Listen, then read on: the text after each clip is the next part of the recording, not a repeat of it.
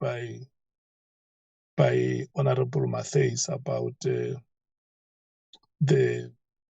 statements that were made by Honorable Shongwe, or the testimony of Honorable Shongwe at the Madlanga Commission. And there is also a matter of the threats that Honorable Shongwe would have received from Mr. Paul O'Sullivan. So those are amongst the matters that we may need to come back before the end of this week or early next week to deal with them. I want to persuade you, honorable members, given the apologies of today, that we focus on the report. Can I check if there is agreement, Honorable Sangweni? That's fine, Honorable Chairperson, no problem, we can do that. Thank you so much, Honorable Breitenbach. That's fine, thanks, Chair. Honorable Malema. Agreed, Chair. Honorable Mnango. Agreed, Chair. Honorable Vessels. Agreed, Chairperson. Honorable James. Agreed, Chair. Honorable Skosana, if you would have joined, can I check if you agree?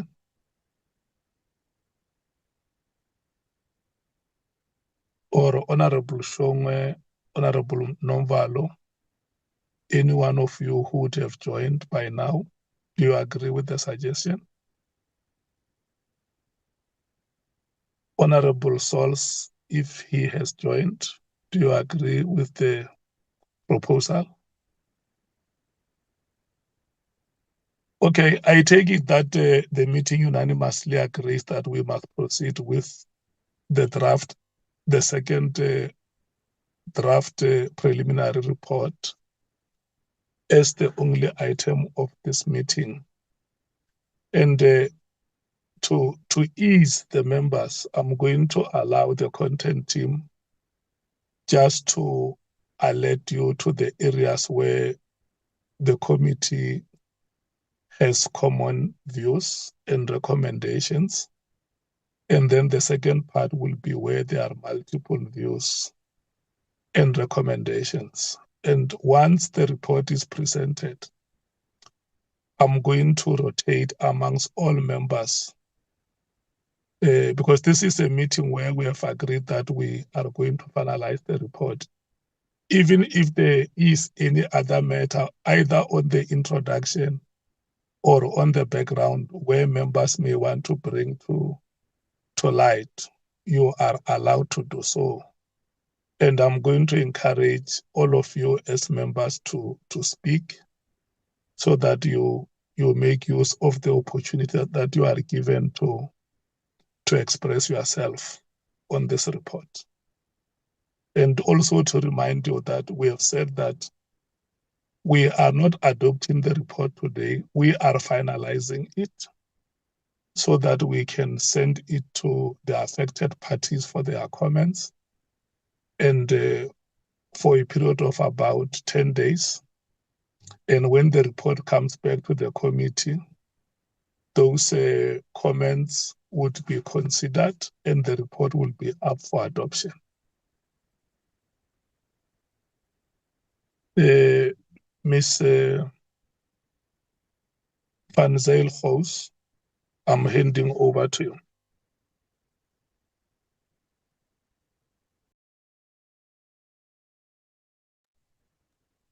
Good morning, Honourable Chairperson, and to each honourable member. I will hand over, Chair, to Ms. Christine Folkestone to take members through the report. Thank you, Chair. Good morning, members. I've prepared a very short presentation and I won't go through all the slides. I will just deal with the areas that the chair has outlined. I'm going to try and share. I'm not very good at sharing documents. I always get myself rather confused.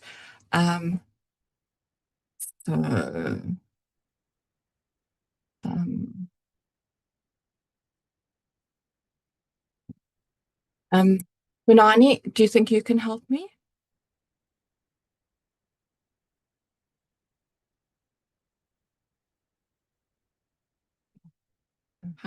Okay, now I found it.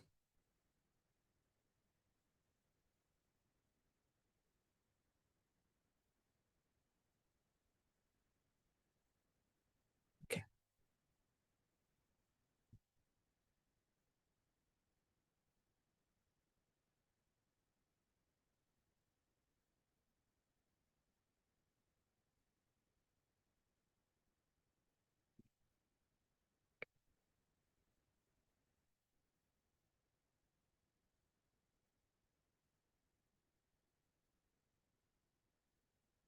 Okay. So, Mkhwanazi, let's skip to the first page, the next slide. Okay.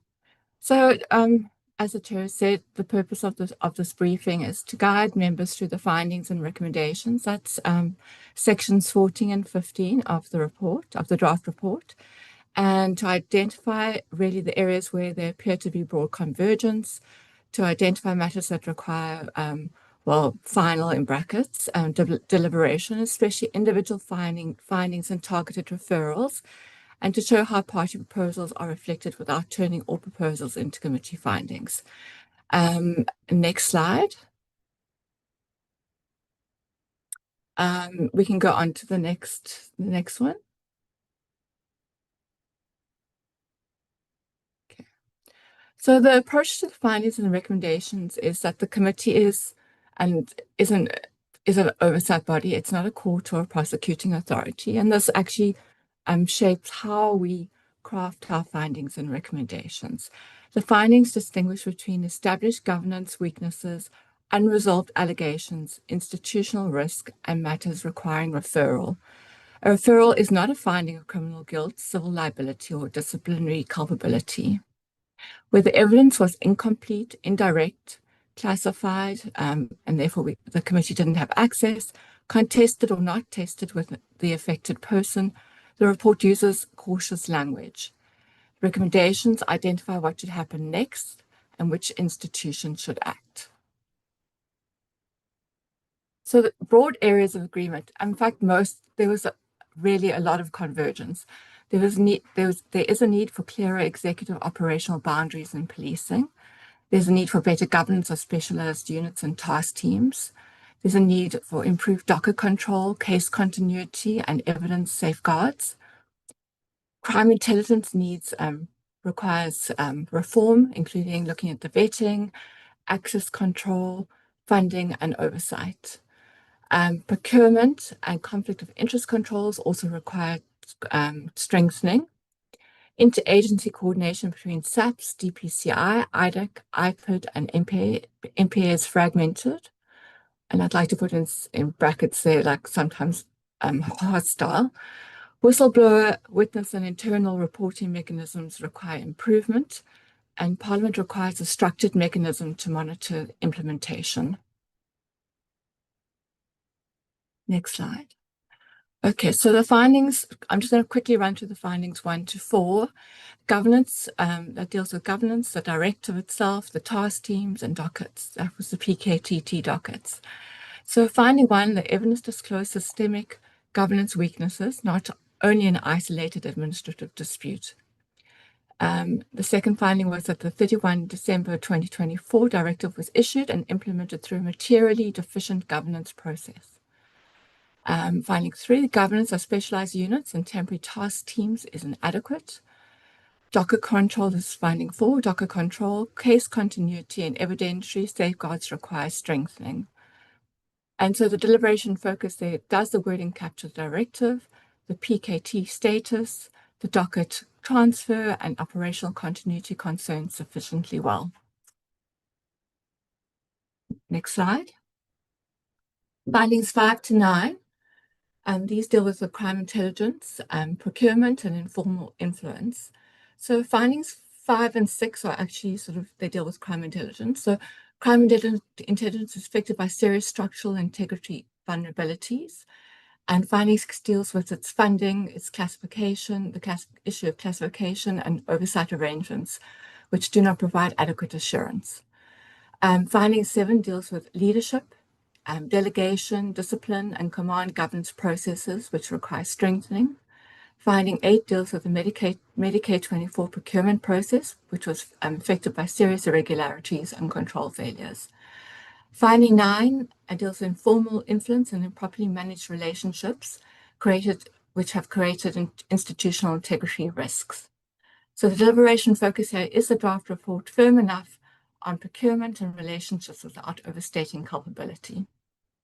The next slide, findings 10 to 70. Here we deal with institutional risk, oversight and public trust.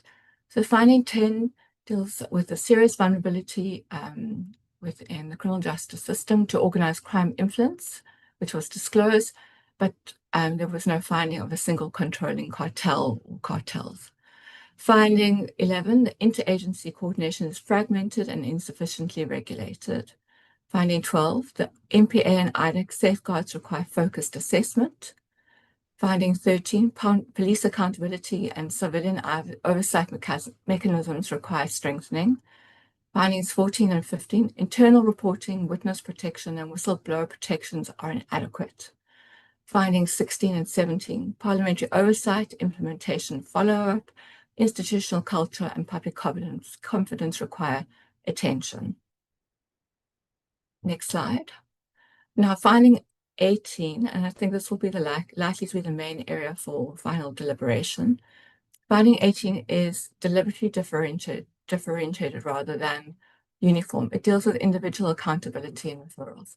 So some individual matters support governance or accountability findings. Some matters are serious but unresolved and are therefore referred for assessment or further assessment. Where a person did not testify, the report avoids adverse findings and records the limitation. Where evidence is disputed or indirect, the report avoids findings of guilt and identifies what must be verified. Next slide. Okay. So individual matters that are likely to require deliberation. With Minister Nkunu, the directive, the Mkhwanazi relationship, executive accountability and the limits of the evidence. Lieutenant General Sabir, the dockets, directive implementation, the Mkhwanazi, Mklala and the relationships, and Mklala and the alleged false affidavit, the Rolex issue. General Masemola, command accountability, directive response, and Medicaid 24 warning. Mr. Mklala and Mr. Mkhwanazi, the Medicaid 24, access to officials and zapped information, payments, claimed influence, and crime intelligence links. Mr. Chele, the Mklala allegations, alleged payments, intervention, and hearsay limitations. IDAC, MPA actors, the mandate, interagency, safeguards, independence, and case handling concerns. And then members, private individuals, persons not heard, and that looks around classified information, private investigative conduct, and evidentiary limits. Okay, next slide.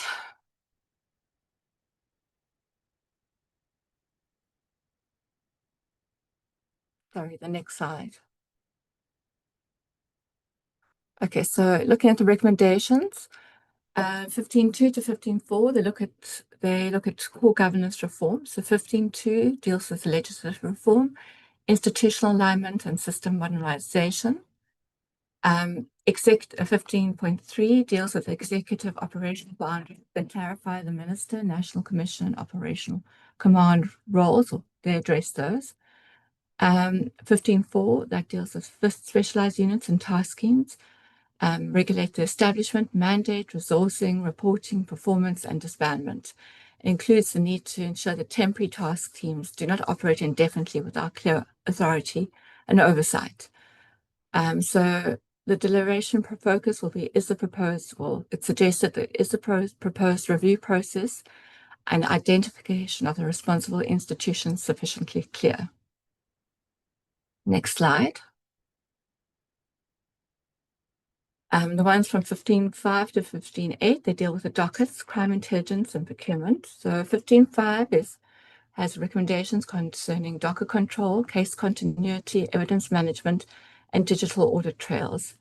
15.6 has recommendations addressing crime intelligence and intelligence governance reform, which addressing including vetting, access control, classification, and secret expenditure.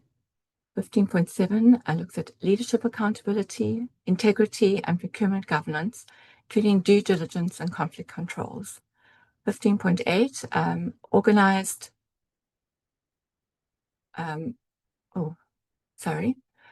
organized 15.8 deals with organized crime infiltration and institutional resilience. And deals with, sorry, I got distracted by something. The deliberation focus is, are the recommendations practical, monitorable, and assigned to the correct authorities? So it's similar to the previous recommendations. Next slide.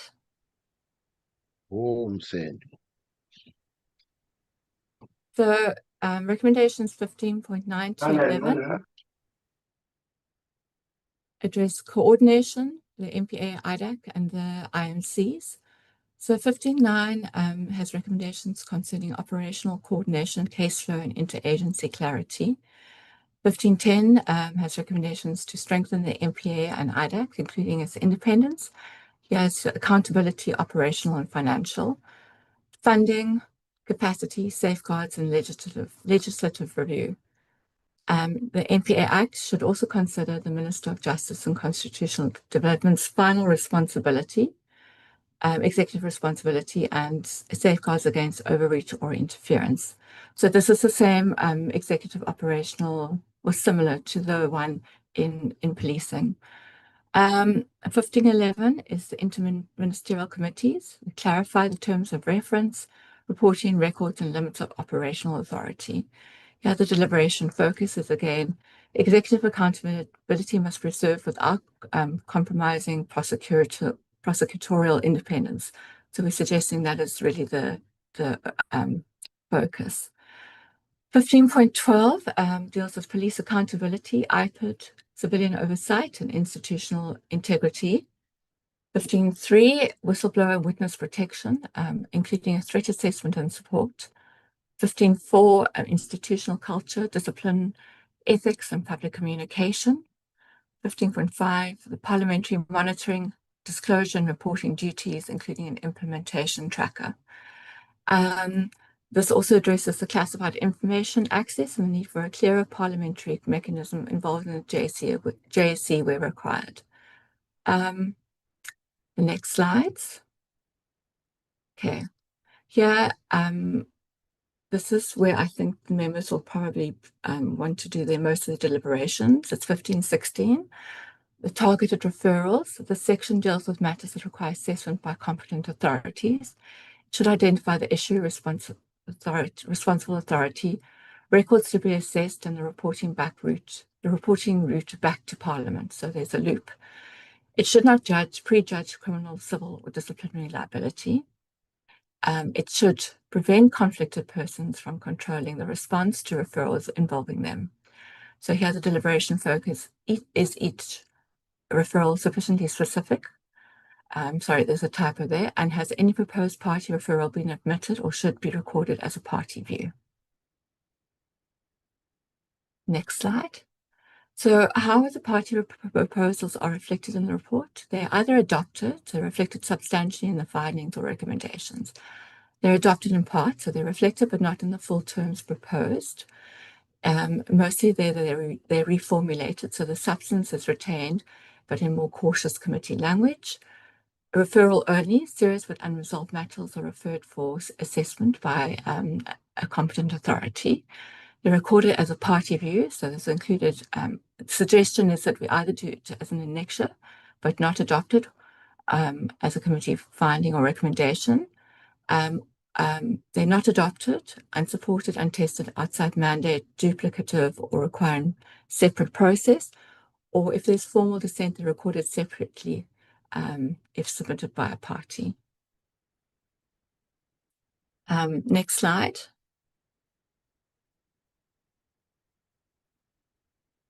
Okay, so just to say that some party proposals are reflected in the report, but not in the exact terms proposed. The main reasons are the committee is not a court, the evidence was incomplete, contested, or indirect, the affected person did not testify, or the issue requires a competent process. Where appropriate, the report treats the matter as a limitation or a moderated finding, a referral, or a party view. It doesn't mean that the issue is unimportant or it's not reflected. It means that the committee has avoided making findings that the record cannot safely support. Next slide. Okay, so the non-adopted or moderated views around individual culpability. Minister Mkhwanazi, the report finds executive accountability unresolved integrity concerns, but does not find a proven corrupt agreement or cartel instruction.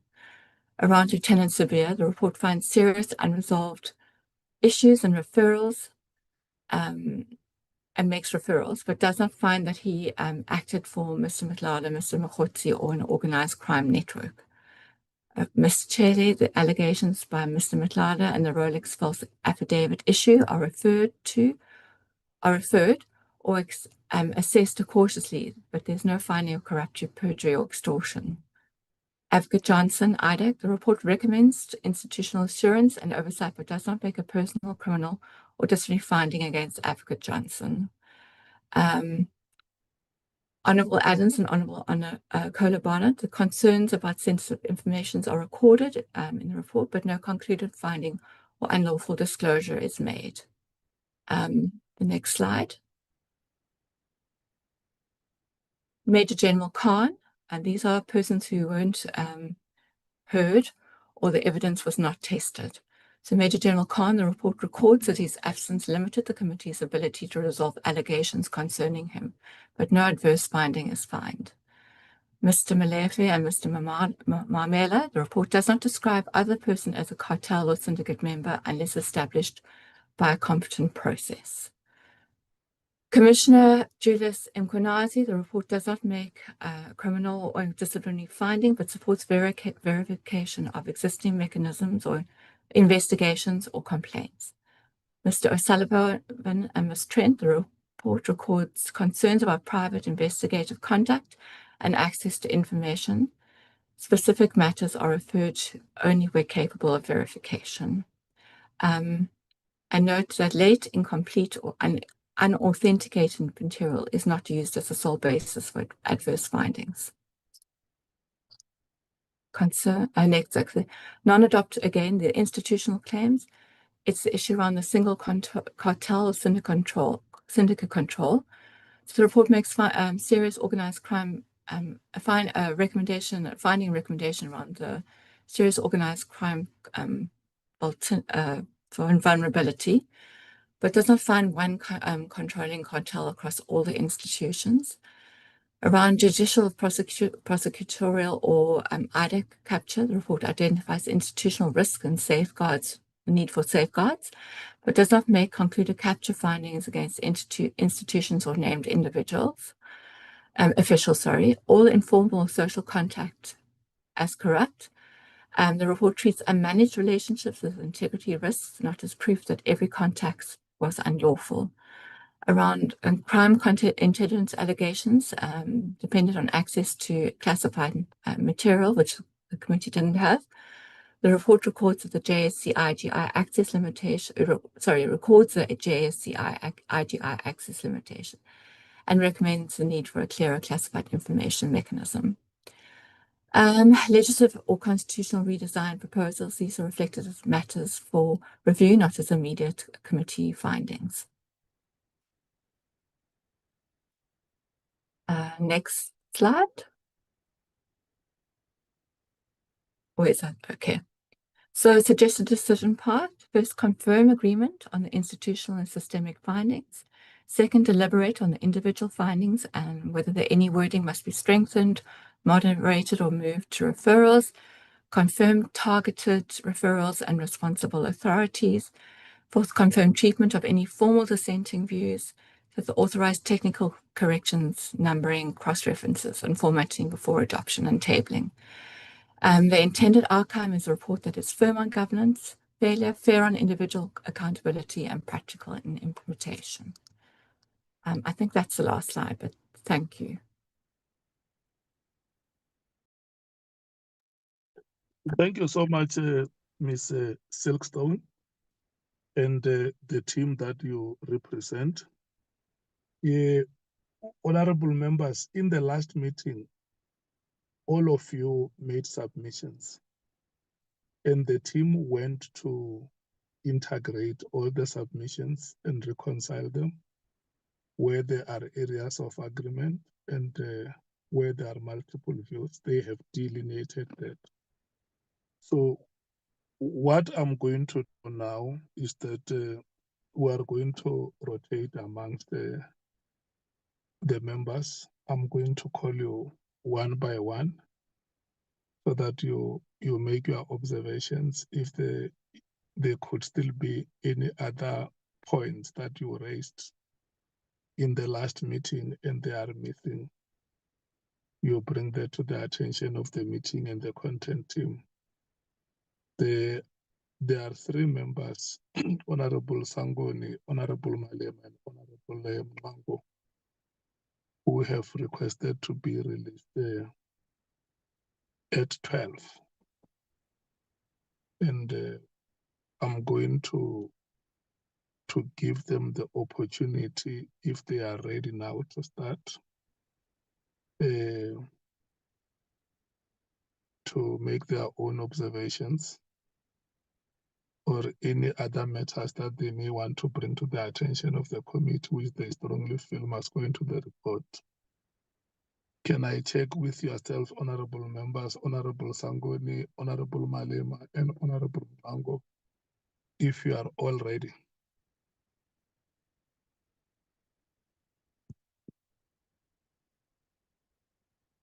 Honorable Sangoni,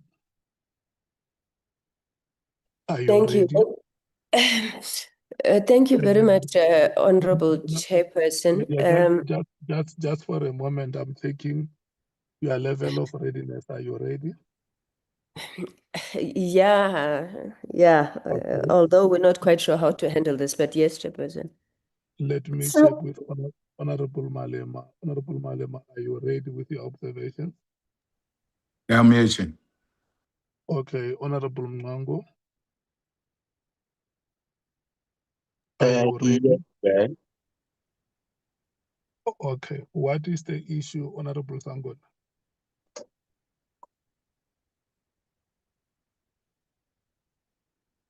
Chairperson, I suppose the issue is that this would be the third time that as the African National Congress we would be contributing to this process. You'll remember that we would have submitted our written report, which the team was expected to go and consider and include. The second time was in the physical meeting that we had at Good Hope Chambers, I think a week or two ago.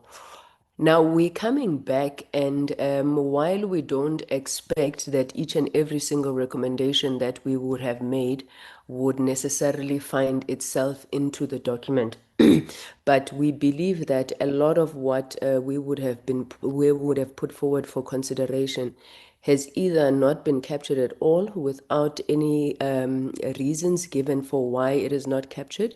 If you look at the presentation that we just got, it indicates how recommendations or findings proposed by parties would have been treated. But I don't know what the basis of either rejecting or not including recommendations would be, because we did not necessarily deliberate as members and agree to remove or to include a particular finding or recommendation. But Chair, also we get the comment that is made about how some recommendations would have been moderated. In our view, we would even go so far as to say they have been diluted. As the ANC, we took particular attention to ensure that we don't make findings of culpability, of guilt, couched it in oversight terms, but still those recommendations have been diluted, Chair. I'll give you one or two examples. One of the issues that we had raised, and it bothers us very much the way that these matters have been captured, would have been on the issue of the classified information that was in the possession of Honorable Kola Barnard as well as Honorable Adams. Now, if you just read the draft report that we have been given, it seems to create doubt on whether this information was classified or not, whereas in the evidence, it was very clear from General Kumalo and I think one or two others that this information is indeed classified. And we had made a specific recommendation there around a referral to the ethics committee in relation to the two members who had possession of that classified information, as well as an assessment by the JSCI. Now, when you read the recommendations, there seems to be no view in that matter, and it's couched in very, very, very, as I said, diluted terms. Whereas if you contrast that, for example, with the findings that are made against General Ele, which seem to impute criminal liability and are calling for a direct criminal investigation against General Ele, the same caution that is used in the case of the two MPs is not there. So there are quite a few issues for us, Chair. If you go through, for example, some of the recommendations we had made around legislative amendments, I'll use the example we had made about a separation between the administrative as well as the police functionality of the SAPS, where we had a direct recommendation that the Civilian Secretariat for Police should be the accounting authority for the SAPS, and that you should retain the National Commissioner as the operational head of the police service, not responsible for administration. Again, such recommendations, which are quite straightforward, which we don't believe go into the terrain of making any findings outside of our scope as Parliament, they are not captured. And then there's quite a number of them. So I'm not sure, Chair, if what we are now trying to do, I don't think it serves any purpose for us to restate the recommendations that we had made, or do we then go into what perhaps the committee staff would have considered areas of disagreement and maybe resolve those ones? I think we'll probably need to take guidance from yourself in that regard, Chair. Thank you very much. Yeah, this is what I said in the opening remarks, that I allow members to bring any matter, especially that when we adjourned last time, we said the next meeting or the following meeting will be the meeting to finalize the report. So if you have a very strong feeling that there are matters that you have raised not once, but several times, and those matters are not in the report, you have to raise, you will do justice for yourself if you raise those matters in this meeting. Because my understanding, honorable members, is that once this report is finalized, even before we send it out to the affected parties like we have agreed, it still have to be shared with yourselves, you see it. And then once you have okayed it, we can send it out. Does that give you comfort, members? Yes, thank you, Chairperson. Yeah. So I'm going to give you an opportunity to make your observations on the report. Even if you want to start with the introduction, you say anything you want to say, from the book of Genesis to the book of Revelations. Okay, thank you, Chair. Maybe let me start, and then other members of the ANC will come in, Chair. Chairperson, the first one was on the issue of On the directive on the ports of entry, I think that we had made a number of observations regarding that issue at the ports of entry, but we had a specific recommendation around the vetting of all SAPS members at the border posts. But also we had called for a clarification of responsibilities between the Border Management Authority as well as SAPS at the borders. So we would want to see that recommendation there. We don't think that the recommendation 15.12.19 captures it correctly, and we think that that one has been diluted in a sense. On the issue of, sorry, on the issue of the PKTT, now, I think it is in recommendation 15.4.7, where there's a general or even abstract format that calls for, you know, the review of specialized task teams. Our view is that we were dealing specifically with the PKTT during the ad hoc committee. And our recommendation is clearly on the PKTT in terms of the auditing of its finances. So we would not want it to be just a general recommendation in that regard. We are recommending that the finances of the PKTT be audited, and then the Portfolio Committee on Police then be provided with that audited report once it is done. On the issue of executive powers versus operational powers, again, the recommendation we had made was quite specific, in which case we were calling for the Public Service Commission as well as the State Law Advisor to tighten the distinction between ministerial powers versus operational encroachment or operational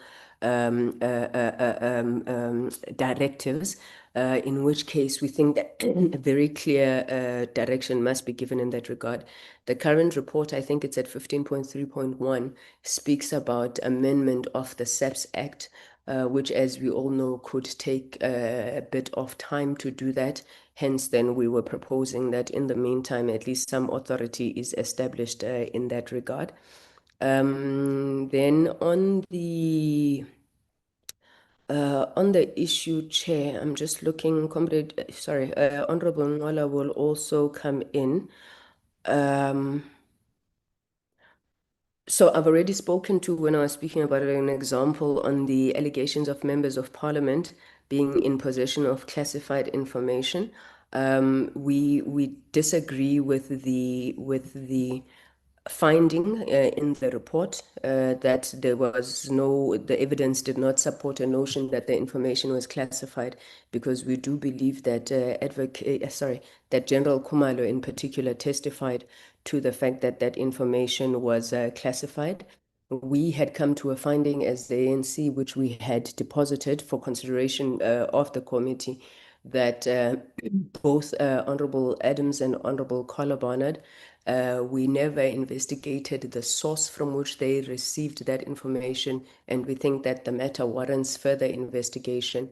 And as I said, that there should be a referral to the relevant bodies there, in which case the Ethics Committee of Parliament as well as the JSCI we thought were the relevant bodies.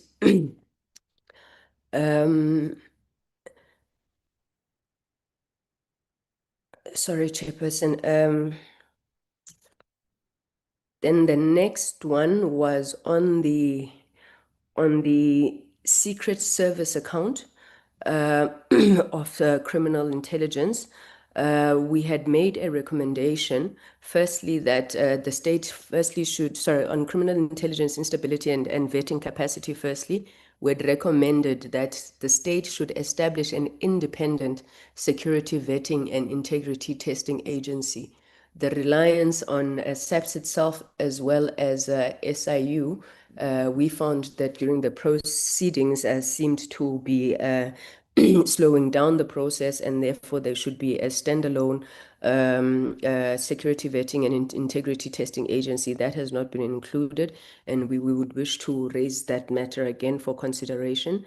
And then we also asked that there must be an explicit independent forensic investigation into the SAP Secret Service account. And in that regard, that the reporting or the accounting for the Secret Service account should fall within one body.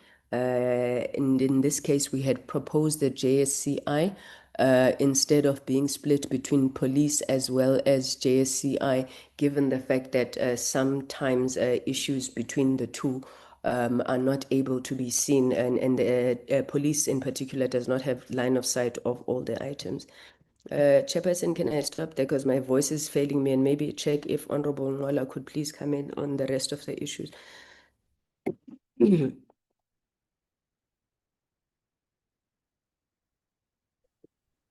Thank you so much. Let me do this. Let me take Honorable Malema, like I said, Honorable Malema, followed by Honorable Malema. And then I will come back to you, Honorable.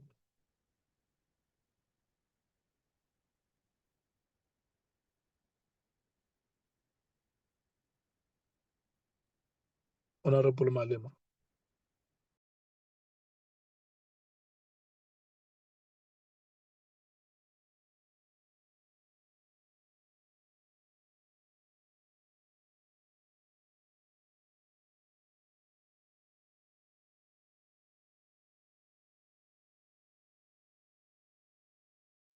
Honorable Mngongo.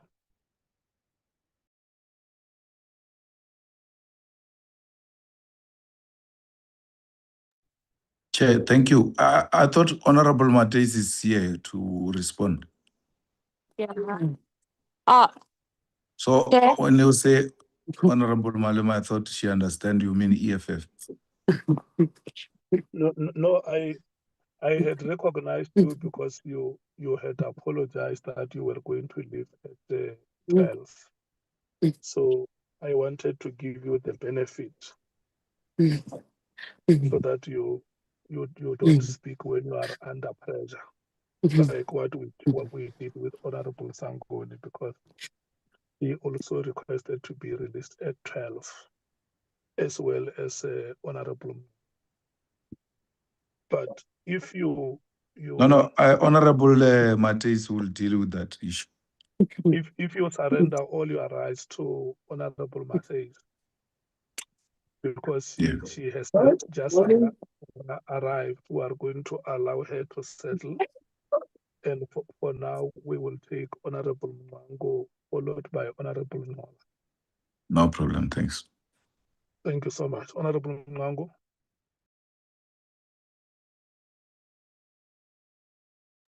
Well, thank you, Honorable Chairperson and colleagues.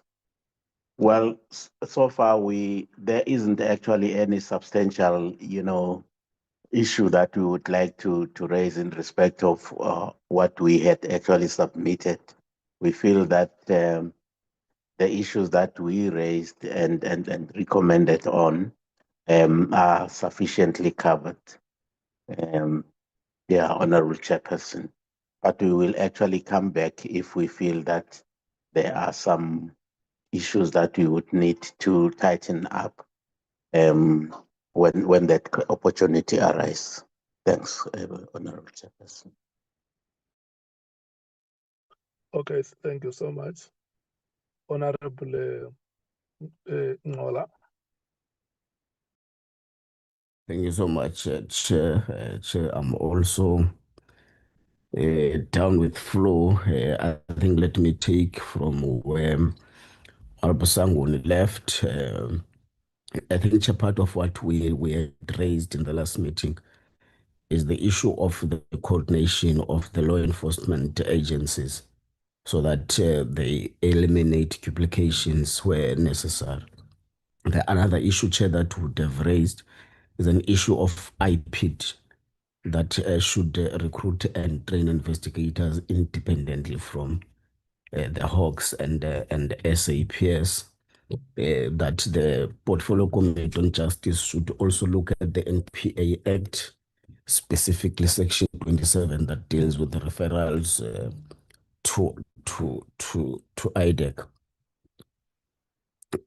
we have said the crime intelligence must also investigate the circumstances that has led to Mr. Adams having an intelligence information. There must be a further investigation into how did such kind of information get leaked in the manner that it did. We've also said, Chair, that Patricia Mashele must also be investigated on how they coordinated and shared information that was not supposed to have been handled by them.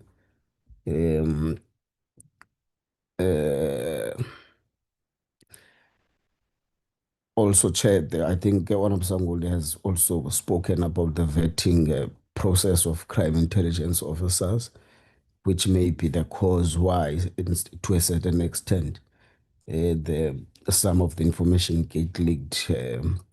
So there must be an extensive vetting of crime intelligence officers. I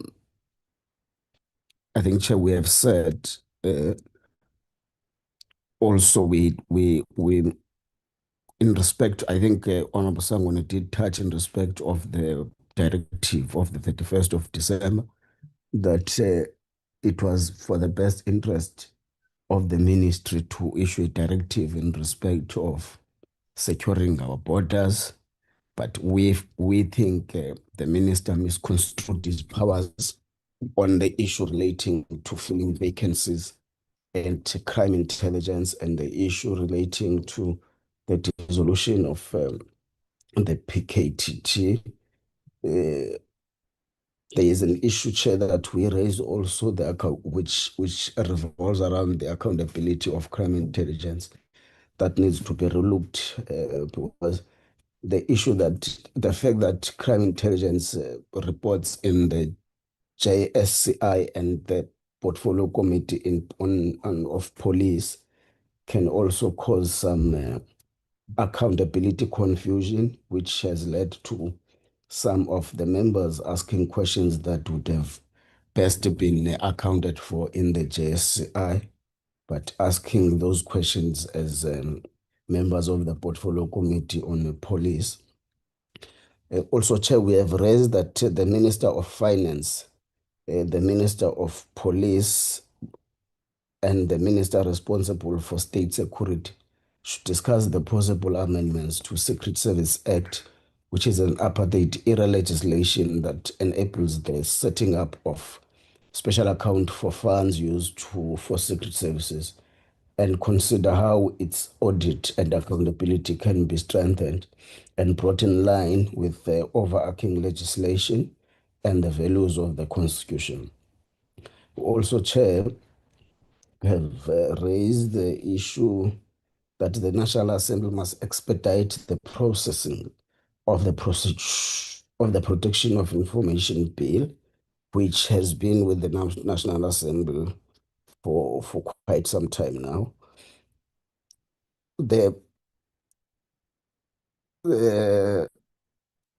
Yes, Chair, I think those are the issues that, okay, we're saying, Chair. Okay, Chair. I'll come back again for other further issues. Thank you for now. Yeah. I have said that the flu is a common occurrence in winter. It must not put you under pressure to a point where you threaten yourself thinking that you are sick. It's just a normal way that is seeping across, and then it too shall come to pass. So in case you may have any other matter that you may want to come back, you can always alert the chair. And yourself, Honorable Sangone, Honorable Malema, and Honorable Mango, if your time comes and you feel you want to leave, and there is something that has come up, you want to raise it with the meeting before you leave, you are always welcome. Can I move to before the DA, let me check if honorable members from the MKP would have arrived. Good morning, Honorable Skosana. Good morning, Chair. Yeah, thank you so much. You are welcome. When we started, you were not here. And Yes, but I've logged in, Chair, but I could not say yeah. anything to say I'm already in. I Yeah. thought you can see that on your phone. Yeah, the chairperson wants to give you time to speak now, but because I'm a benevolent chair, I may have to check with you first if you are ready or you want us to take one or two more rounds before we come to you. No, I'm ready, Chair. We can start. We're on an item where we're making observations on the additions that members would have made in the last meeting, physical meeting, and the written submissions that they have made. In case there is anything that you would have submitted and you feel that is missing in the report, or it is captured in a way that you may need it to be strengthened, you are allowed to do so. And I have also said that because we were likely to finalize this report, the final draft of which will still be made available to members after the meeting before it is sent out. If you may want to reflect on other sections, even those that we would have dealt with previously, the chair allows you to do so. It's your time, Honorable Skosana. Thank you, Chair. I think some of the things which we've made inputs are not captured at all, Chair. I'm just going to give you a simple one. 13.6.14, Minister Mkhwanazi relationship with Mr. Mkhwanazi. We made it very clear that Minister Mkhwanazi initially had a public denial, on the minimization of his associate with Mr. Mkhwanazi, which is difficult to reconcile with the longer political association and regular communication subsequently acknowledged. The evidence support the concerns that the parliament was not given a complete or accurate account of the relationship when the issue was first raised with him. And that is not captured. If you go on that, our submission from A to D, it's not captured at all. In fact, when I read this today, I must say that I'm disappointed to say that the least, that what I'm seeing here, Chair, I'm just going to be short for this round. I'll come back at a later stage. But let me just go back to the slide. In fact, everyone here is exonerated, Chair. Let me put it like that. This report, everyone is exonerated here. Well, we'll discuss it later, Chair. But what I can tell you, I've read this, and I'm seeing, on individual matters likely to require some deliberation.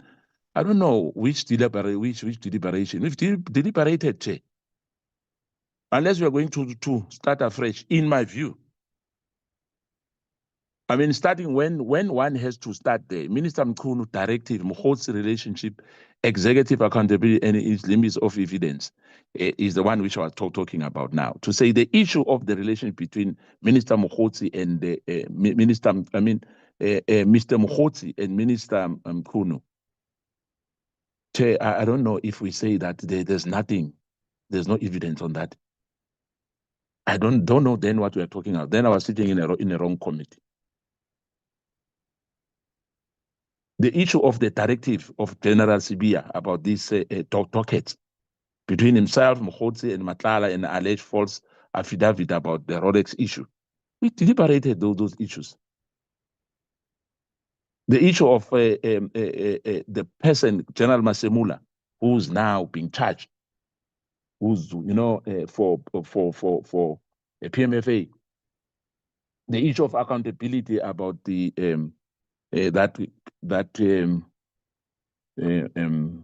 contract of Ket Matlala, that we are still going to deliberate that.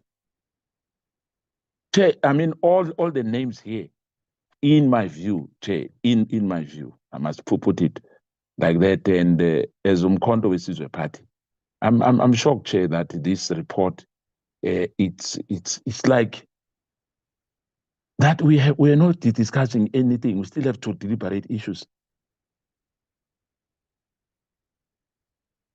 I mean, we've spoken about all these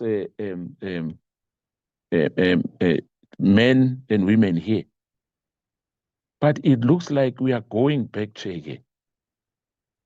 The issue of IDEC as well.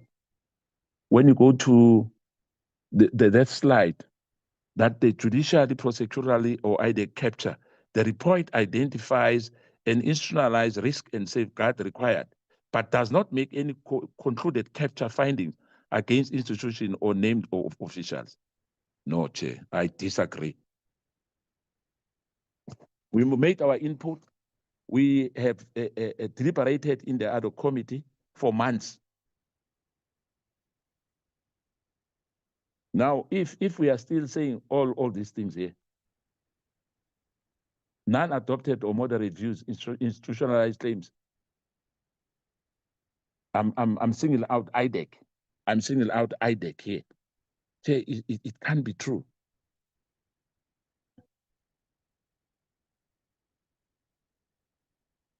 We know that we are not a court. That we know. And as I said, there'll always be a dissenting views, and we'll decide, Chair. We are within our right. Where we don't agree, we won't agree, Chair. But anyway, it doesn't mean that if you don't agree, then therefore there won't be any finding. But it must be recorded that you had a formal dissenting views. The issue, for instance, I think Honorable Ngola raised the issue of Mashale.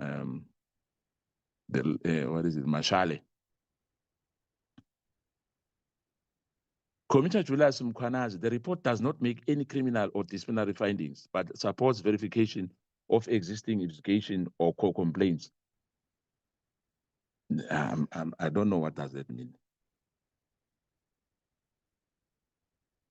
Major General Khan, the report records that his absence limits the committee ability to resolve allegations concerning him. No adverse finding is made. I'm not going to say anything there, Chair, because I've said it.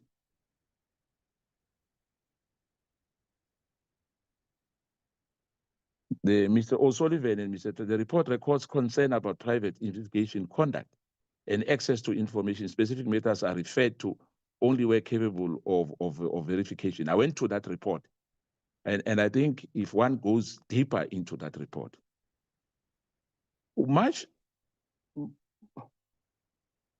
as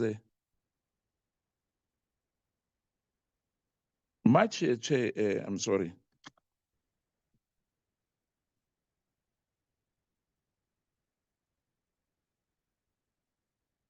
I'll come back to it. Thank you.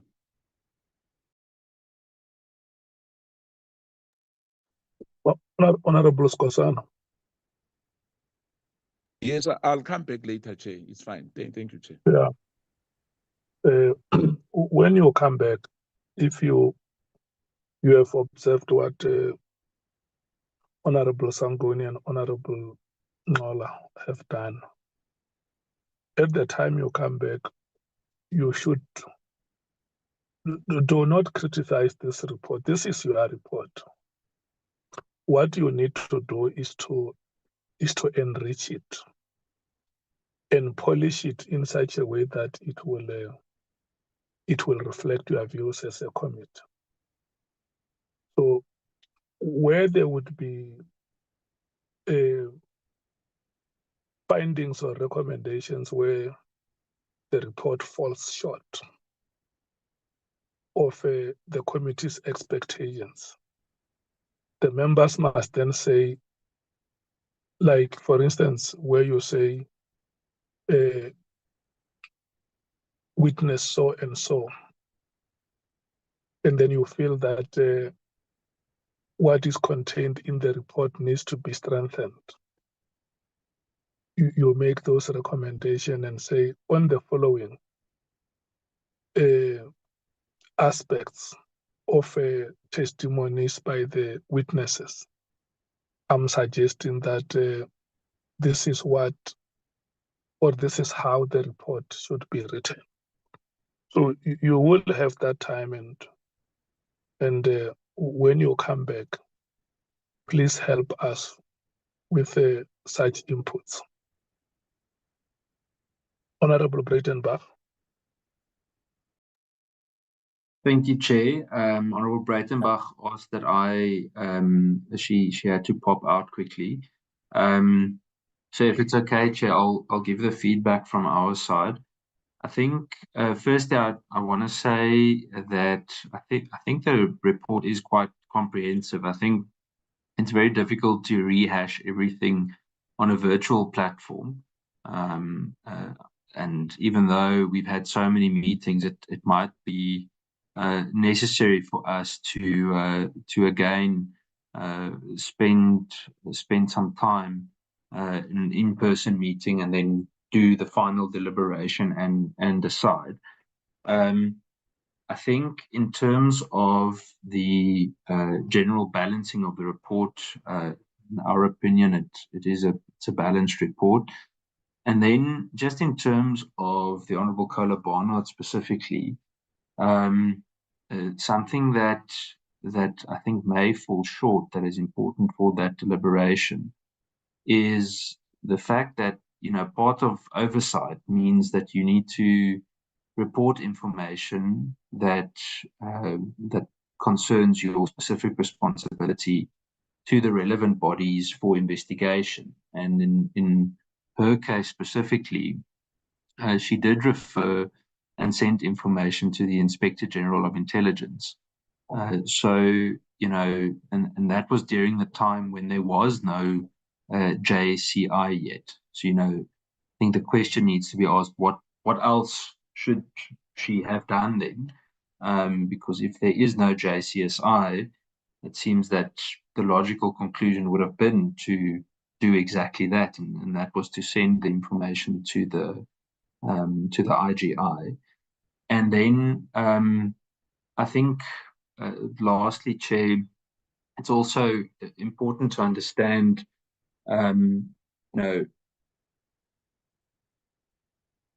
sorry, Chair, it broke up a little bit there, but to get clarity on that specific matter. Yeah, I don't think there's anything major else from us. I just think we need to ensure that there's clarity, especially also, and I think it's a bit of a shame that the IGI report didn't come to the committee, and that we weren't able to consider that too, because I think it would have coloured in quite a lot of what wasn't discussed, and that we could have and desperately did need clarity on. Yeah, thank you, Chair. Okay, thank you so much. Honorable Thopa. Thank you, Chair. We're covered by our colleague. Okay, Honorable Kola Barnard. Thank you, Chair. I'm covered by my colleague. Thank you so much. The DA speaks in one voice. Honorable Matthys. Good morning, Chair, and good morning, colleagues. Our input under findings, so we're going to start off on page 377. We've got 16 paragraphs that we'd just like to do input on that. And if you can just bear with me for a second, Chair, I just want to go to it. So it starts off on 377. which is paragraph 14.12.3.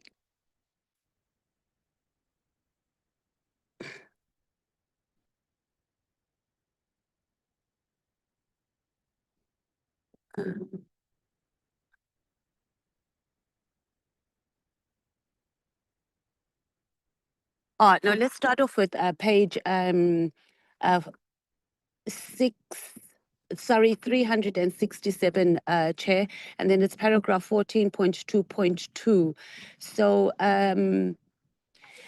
this is a very watered down paragraph, and I think the evidence does establish that there was erosion in our criminal justice system. So it must be replaced. We must replace that there was disclosed evidence that there is an erosion, rather than saying that there were vulnerabilities that could have led to politically connected or criminal actors. I think it is established that there has been an erosion that allowed the system, or our criminal justice system, to be exploited. And I think that must come out more clearly, rather than us referring to it as vulnerabilities that could have led to the system being eroded. And then also on 14.2.3, we left out, we ended at the NPA, so we need to add the judiciary in on that as well. On the finding 2, which is 14.5, and it's page 368, that goes on to 369. It must be clear that the directive was irrational, and that paragraph does not capture that the directive that the minister issued was irrational. It's also just very watered down. And then we go to paragraph 14.5.4. That paragraph is also extremely watered down. It needs to be clear that the minister made the evidence demonstrates that. So this paragraph is dealing with the fact that the minister was entitled to receive complaints and representations concerning the PKTT. So we were talking particularly about the minister's evidence that he relied, or he considered Ms. Mary Diaz's evidence when he made a decision to disband. But this paragraph must be very clear. It must mention that it was Ms. Mary Diaz's material that he said that he relied on as part of his decision making process, and that must come out clearly, because that paragraph does not capture it that way. And then the same applies to paragraph 14.5.5. The committee finds that the complaints and correspondence associated with Ms. Mary Diaz and Mrs. Mashele were relevant matters for investigation and review.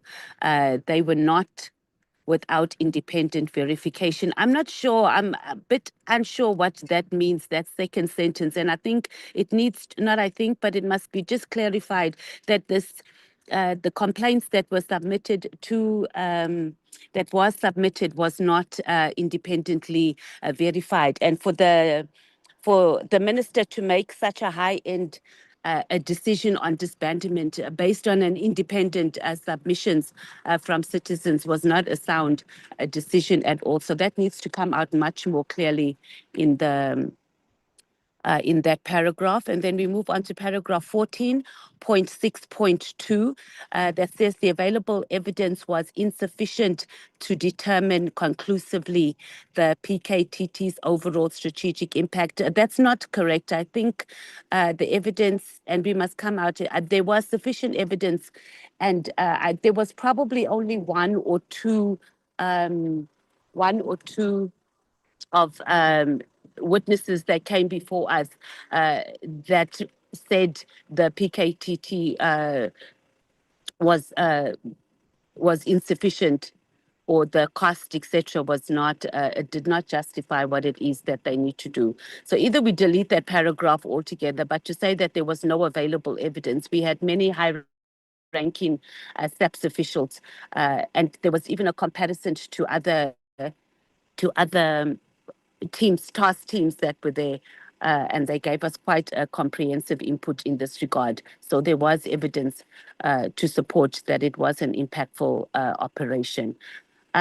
We do support the ANC, though, that there needs to be an audit on the finances of the PKTT in that regard. Then we move on to 14.8.3. Where they talk about the moratorium on the appointments in the crime intelligence. So the way it's worded, it's also very high end, and it says broadly framed. The moratorium was not broadly framed. It was very clear what needed to happen, and it must come out clear in this paragraph that it contributed to the existing instability, which is what we are saying. But we must say further erosion, because it wasn't just instability. When you just stop the appointment in the crime intelligence department that is already unstable or was suffering high levels of instability, we were eroding that. So it needs to be very clear that decision, it was also a very irrational decision for the minister to make in that regard, and it's not coming out clearly. And as Honorable Kosana was saying, we've been taking a very high level approach and saying it may have, could have, but we couldn't have sat for so many months to come up with the report that says may have and could have, and we need to be very clear in that regard. On paragraph 14.9.3, it says here the committee did not receive a complete IGA and JSEI audit record. We didn't receive anything at all, and I think that must come out clear, unless we missed something, but we did not receive any evidence from the AGI and also from the Joint Standing Committee.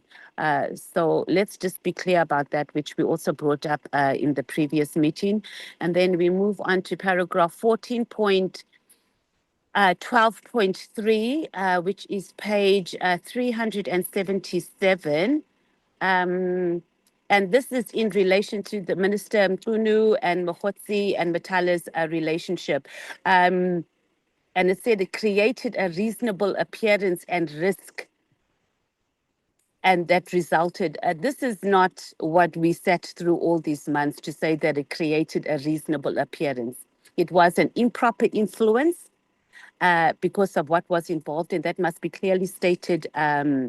It must be clearly stated in this paragraph, not a reasonable appearance. It wasn't an appearance, it was an improper influence in that regard. And that's our input on there. And also on 14.12.5, this is also on Mr. Mkhwanazi's approaching the senior officials concerning the facilities and that Medicare 24 tender.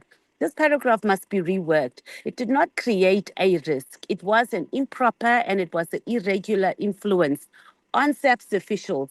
And we knew that those SAPS officials came and they explained, some got birthday presents, etc., and attended parties, etc. So their names must also be listed here, and it must be stated that it was an irregular and it was an improper influence. We can't say that it appeared to be in that regard. The same when we move on to paragraph 14.12.6, which is page 378. And this is dealing with the relationship. You know, this whole report in regards to Mr. O'Sullivan, Sarah Drayton Trent, and Robert McBride is extremely watered down. So I'm going to start off with paragraph 14.12.6. And this must be reworded to clearly state that the relationship that was between the then IPED director, Robert McBride, O'Sullivan, and Trent, it was improper and it was irregular and it warrants criminal investigations. And then obviously that must be one of our recommendations that, I mean, obviously I think there are cases that are currently open in this regard, but our report must also be given to them that we found that the relationship was improper, it was irregular, and it warrants criminal investigations, and that's exactly what must be done.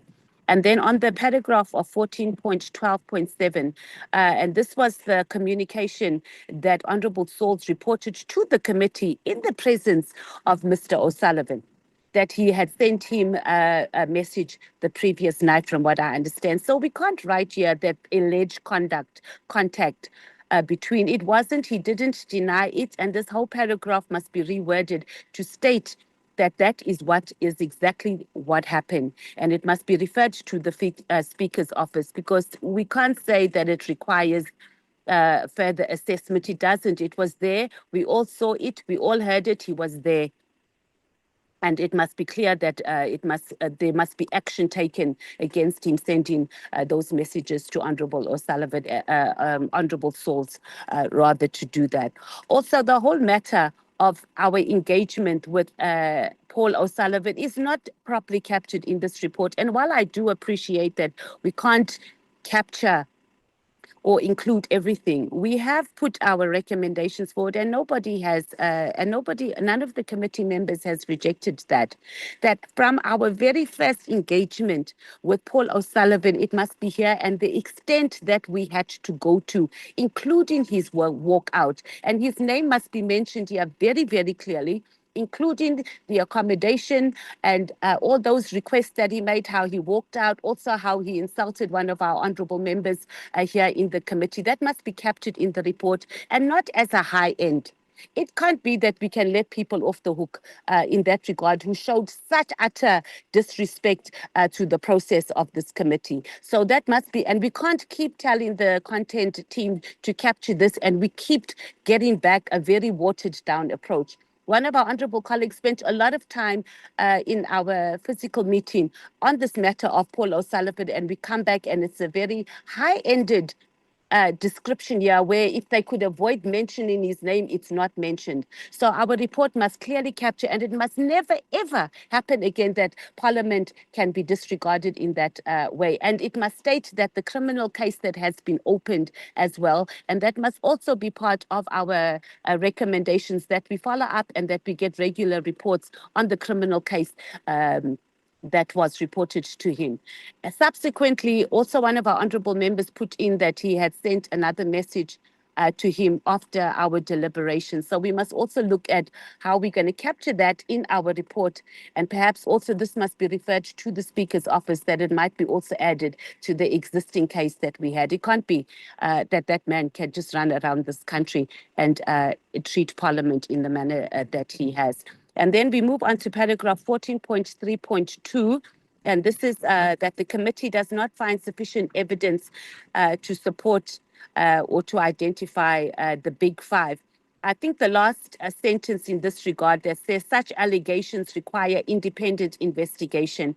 Independent, what do we mean by independent? It requires a high-level criminal investigation, and that is exactly what it must say. Once we say independent, we mean independent from what? So this is a matter for SAPS or one of those criminal justice departments to deal with. So that must be properly captured. And then we move on to 14.4.2, and this paragraph is also dealing with the issue of Paul O'Sullivan and Sarah Jane Trent, and them being private investigators. This is also a very watered down paragraph, and the submissions that we gave, it must be clear, their names must be mentioned here. The name of that company that they work with, that is registered, I think it's Forensic, I can't think of the name offhand, and I haven't, or it's not captured here in my notes. But it must be captured here, and it must be reworked that we are referring to Paul O'Sullivan and Sarah Jane Trent in this regard. And it must clearly capture their involvement with policing functions, particularly in IPAD, and that it warrants irregular an improper relationship, and it also warrants criminal investigations. This paragraph is way too watered down to deal with what the evidence that we heard before the committee. And then on paragraph 14.5, this paragraph is dealing with the equipment, and it's talking about our borders.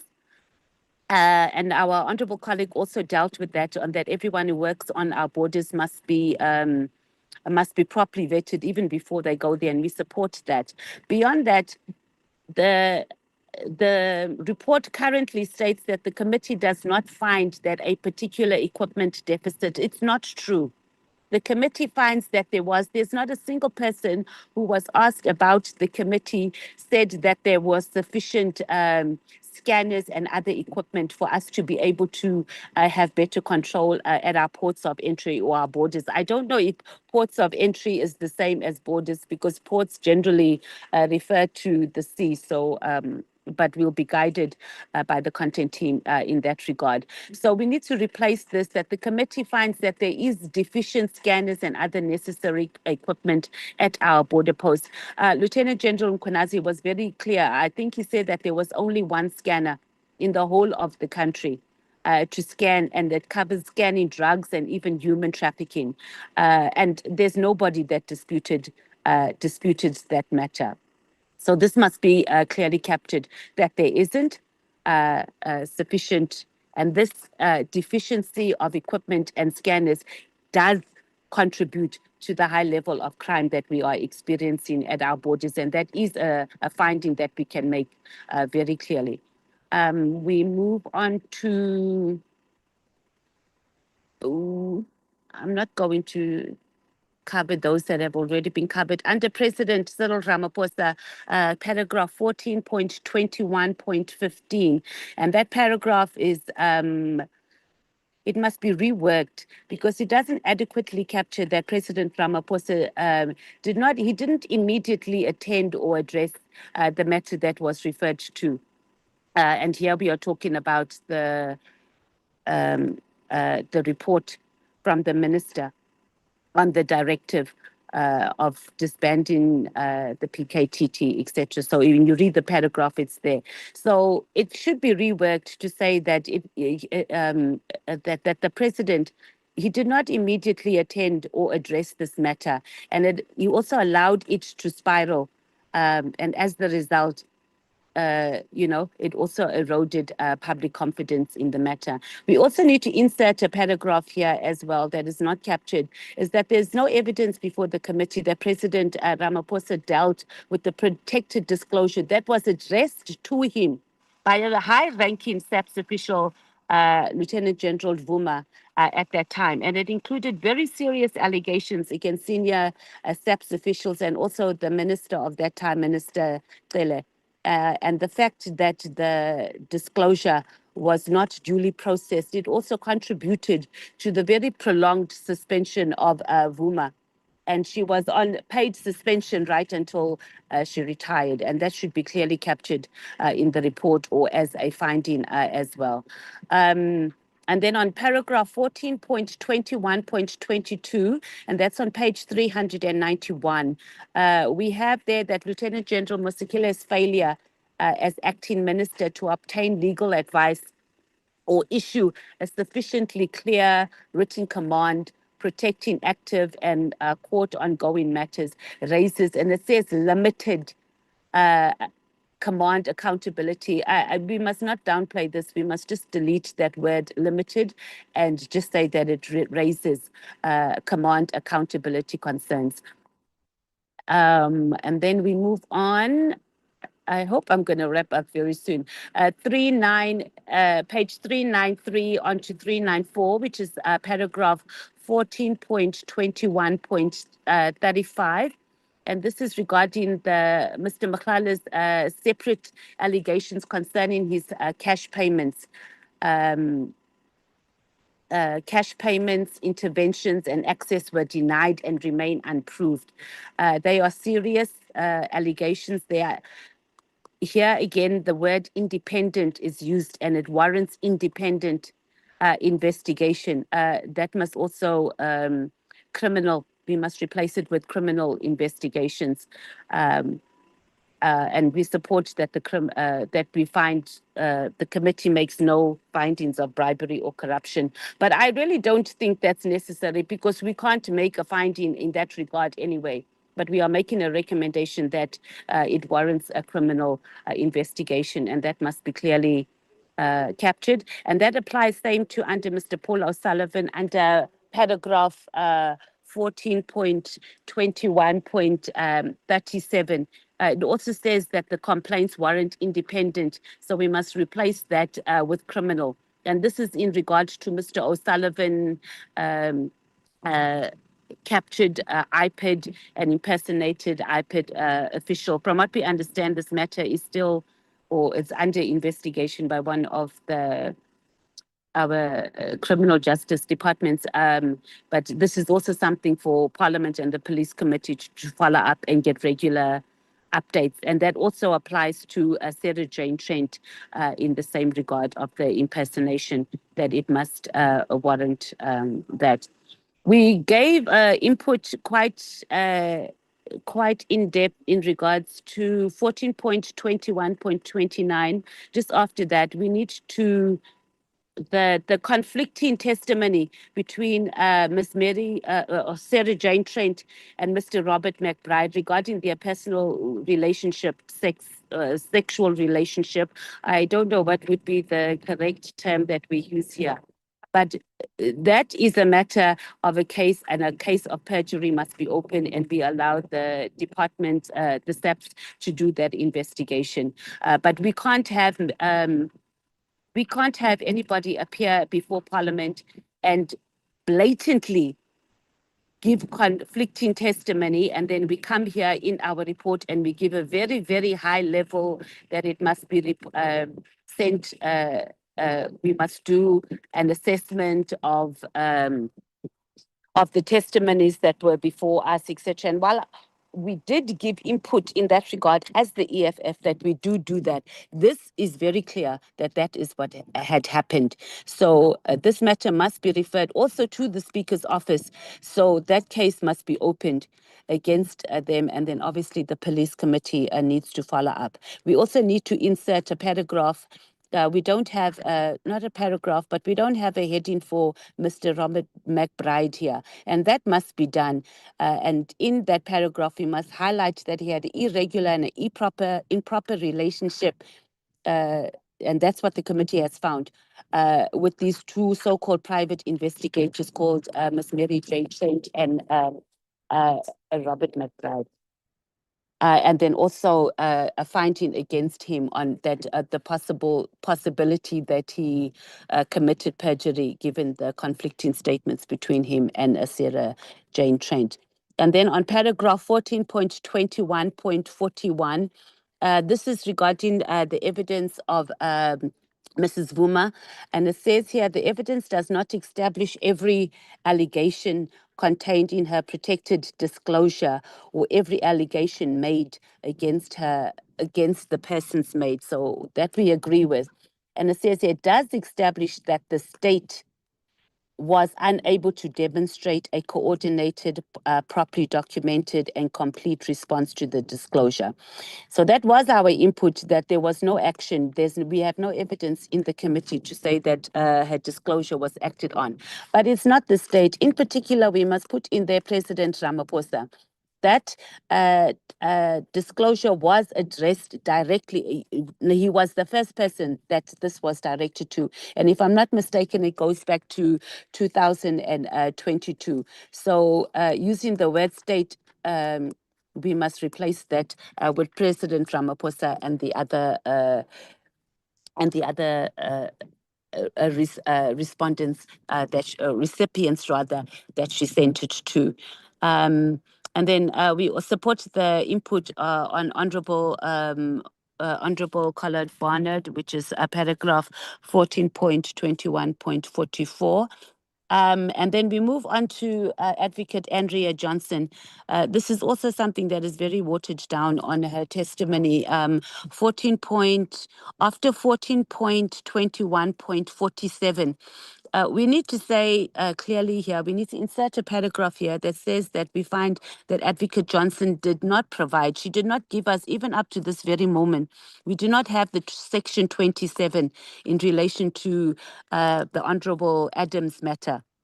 And both of them actually said that that was going to be submitted, and we haven't done that. So that must be a very clear finding in that regard. And it also warrants further investigation. And this must be referred to the IDEX oversight body that is now fully operational as well in regards to the section 27. And in our submissions, we made this very clear, but it hasn't come out very clear in this draft of the preliminary report. Then on Mrs. Mary Diaz, paragraph 14.21.48. I know some of these matters might seem a bit trivial, but we need to set a standard in Parliament that we can't be treated as that we are running a shebeen and people just come and they can even be information peddlers, and we allow that to happen. So this paragraph currently reads that the committee finds that references to Ms. Diaz as a professor were inaccurate and an honorary degree. We don't have a copy. There's no evidence before the committee that she has earned an honorary degree, and we don't even know from where. So where that information comes from, I don't know. So maybe we can be guided, but not even she told us during the hearings, from what I understand, that she had an honorary degree. So this must be corrected because there's no evidence that should be said in that regard. The way this paragraph is written, it's really just trying to maintain some sort of balance on Miss Mary Diaz, that while she might not have had an earned degree, she had honorary, we don't know. And also the last sentence that says the evidence does not establish that she deliberately misrepresented her qualifications. It's not true. Ms. Diaz, the whole time when she started, we were referring to her as professor.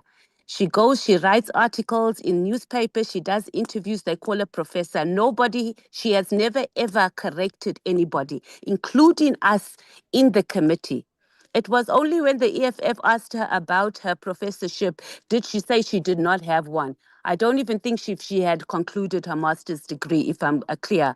So this whole paragraph must be very clear that it was deliberate and that she had misled the committee until she was asked how and where did she earn her doctorate to be referred to as professor. And then the same thing on 14.21.49. Her long-standing research and violence monitoring experience, there's no evidence except that she told us. So that is very incorrect to say that she had some long-standing research. If anything, the evidence of what she presented to us can actually be equivalent to her just being an information peddler. Because one of the honorable members even asked her, how do you verify? And she said that she doesn't verify. She just gets information. Next minute, she's writing articles, she's writing letters to everybody, like all the information that she has done has been verified. So this must come out very clearly, and this paragraph must be reworked, that there's no evidence before the committee that supports that she did any credible research violence monitoring. There isn't. And we can't put that in there, that she has a long-standing research. We don't know. And she couldn't even tell us where she gets that information as well. And I think that concludes it on our input on the findings. And then we're almost done here. Just on the recommendations, when we start on, which is going to be page 401, which is 15.2.1. The National Assembly should request Cabinet to mandate. Actually, no, we don't need to address that. That has been sorted. Chair, bear with me. We're about to be done.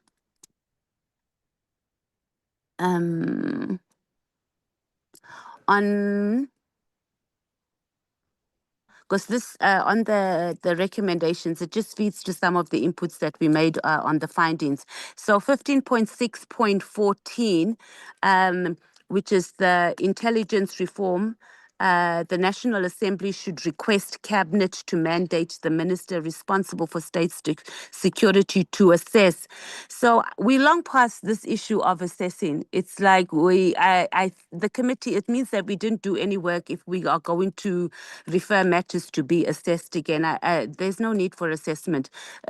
It's clear that there needs to be an urgent solution and implementation. And that's not just for this paragraph. There's quite a number of reforms that we are recommending here, and we use the word review and assess way too many times. And if we're going to move in that direction, we've wasted all the months of work that we've done. So there's no need for reviewing and assessing. There needs to be action, and we must state clearly, which we do capture, I must say, in the preliminary report on what that should do in terms of revising, whether it's regulations or legislation in particular in that regard.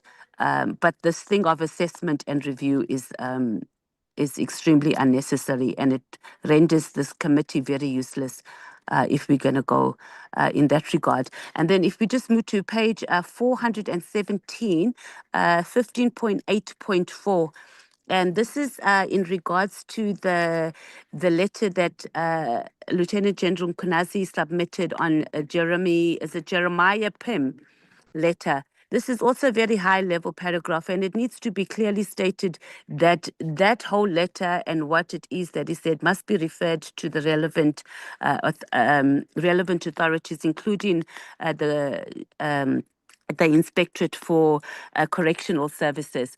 It's too high level, and we must say exactly what the referral is and what is it regarding, and they must receive the letter, because he's made very serious allegations on who was getting in and out, etc.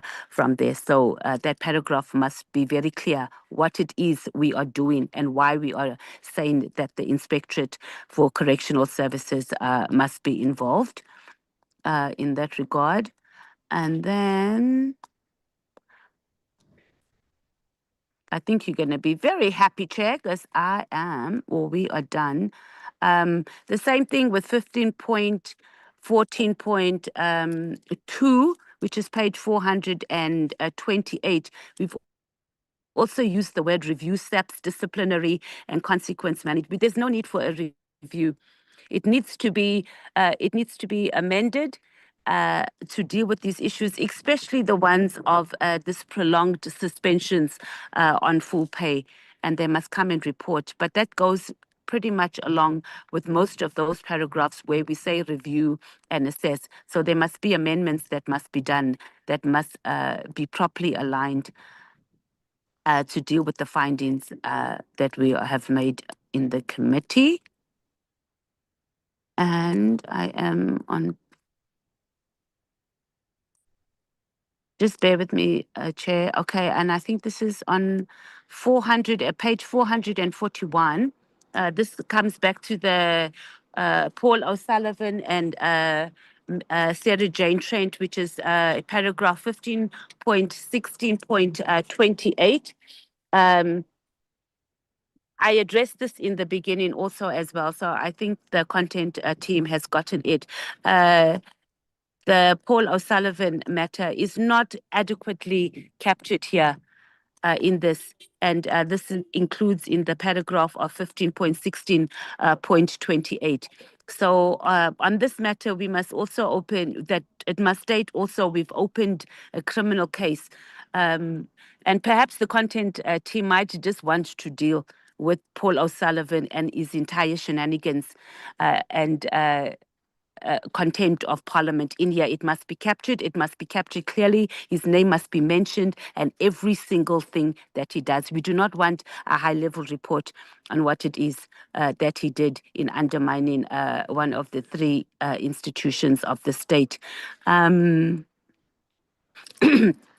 on 15.16.31, where we said that the National Credit Regulator must deal with that issue on how both him and Sarah Paula Sullivan and Trent accessed citizens' information without their consent. But we also went further here, and we said that that organization in which they are members of, it must also be the operations that are here in South Africa must also be investigated.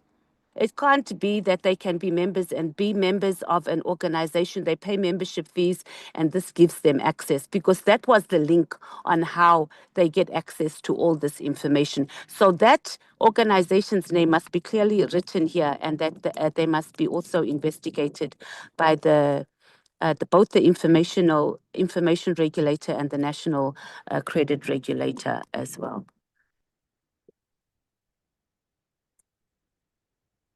And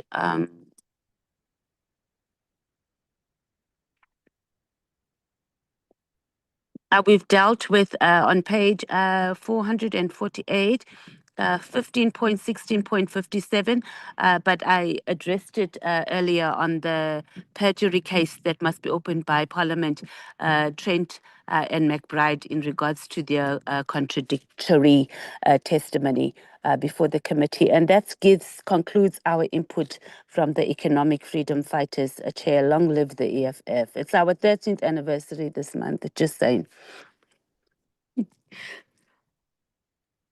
Thank you so much, Honorable Matthys. Once again, let me check with the Honorables Sangoni, Malema, and Mwango if there is anything they want to say before they leave. Honorable Sangoni? No, nothing from me at this point, Chair. Thank you. Okay. Honorable Malema?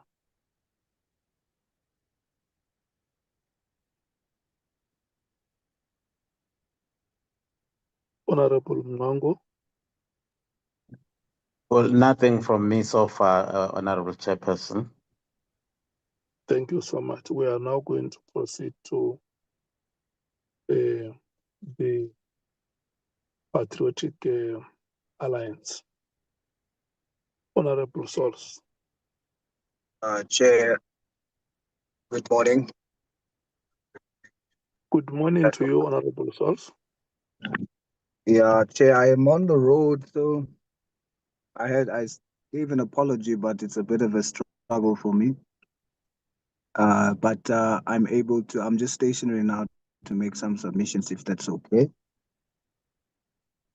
Yes, you are welcome. Okay, thank you, Chair. So firstly, I know you've rotated already, I'm told, but I missed that portion. So if I'm out, just bear with me, Chair. But I just want to make my submissions. The rotation is now at your station. Oh, okay. The green station. All right. Thank you, Chair.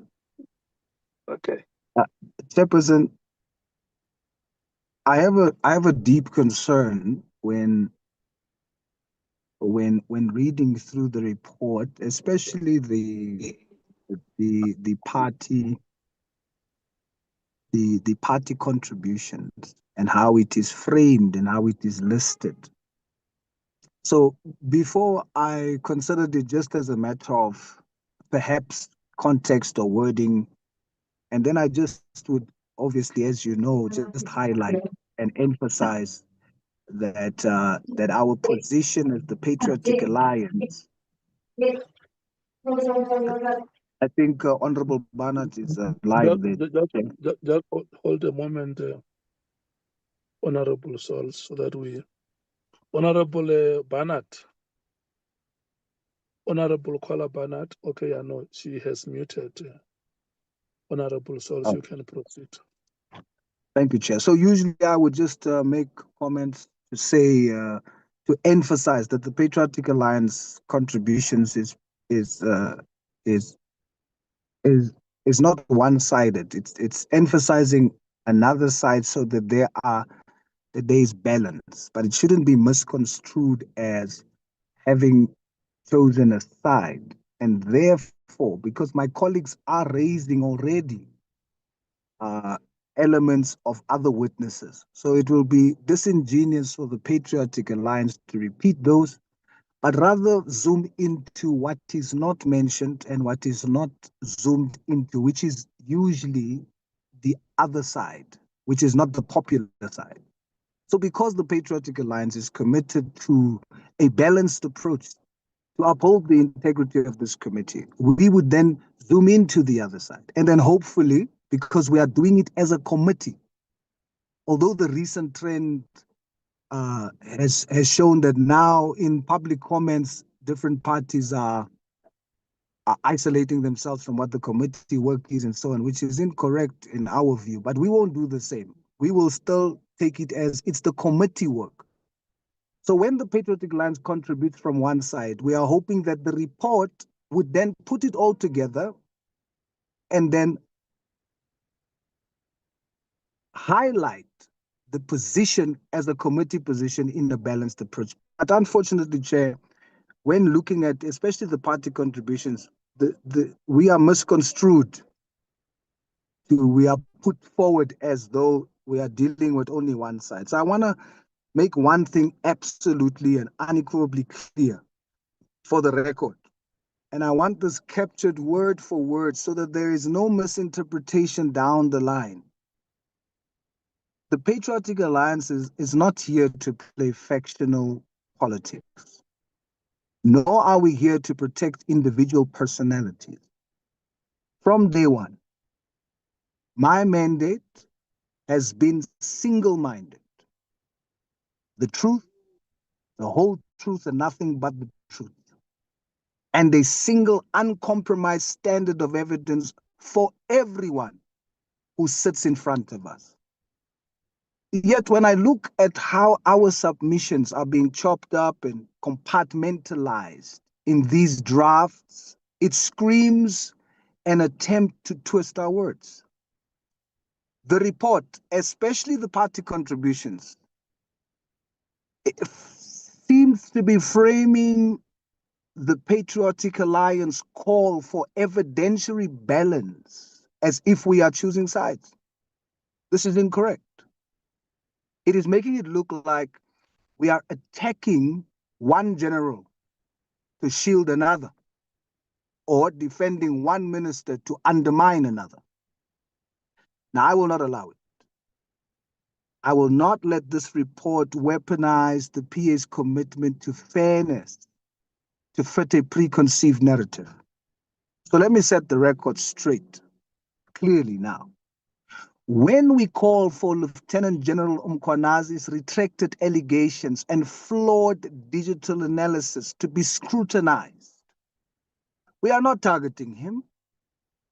We are stating that hearsay cannot be treated as holy scripture.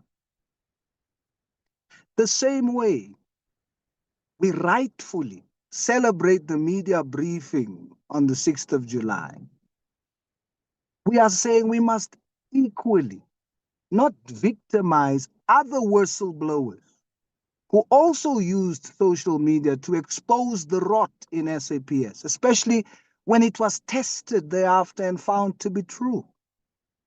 So our position is simple, Chair, and it is a rule of law, an equal standard of testing for all allegations across all witnesses without exception.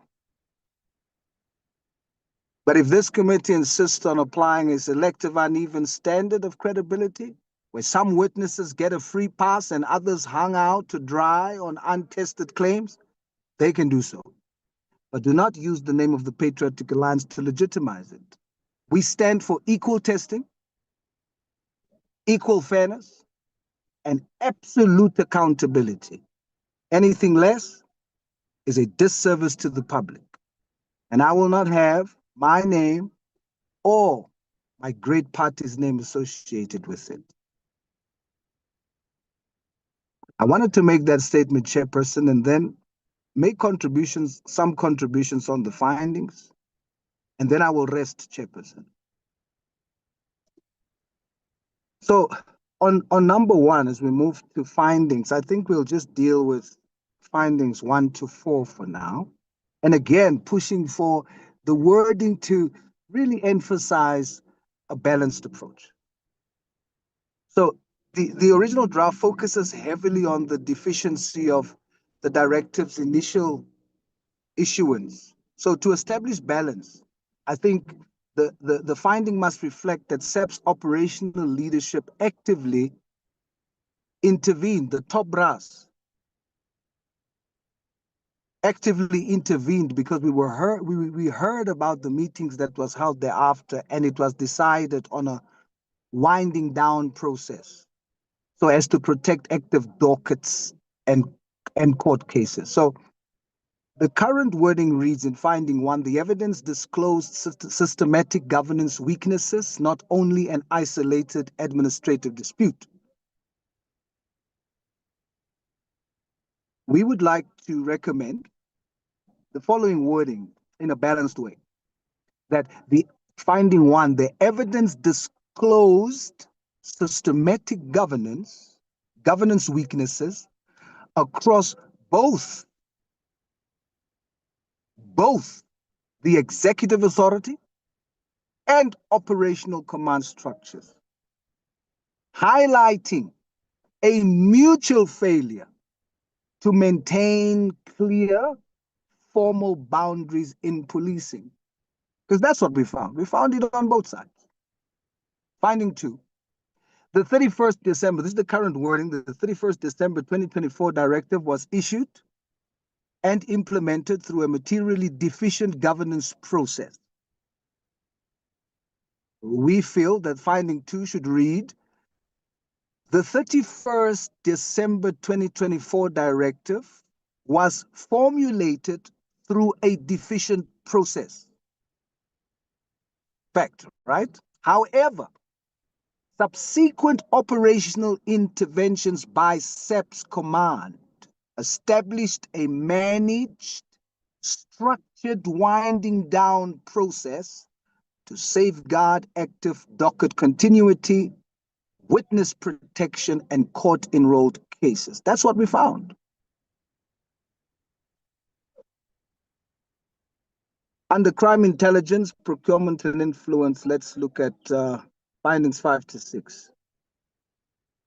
Finding 5 reads, crime intelligence is affected by serious structural and integrity vulnerabilities.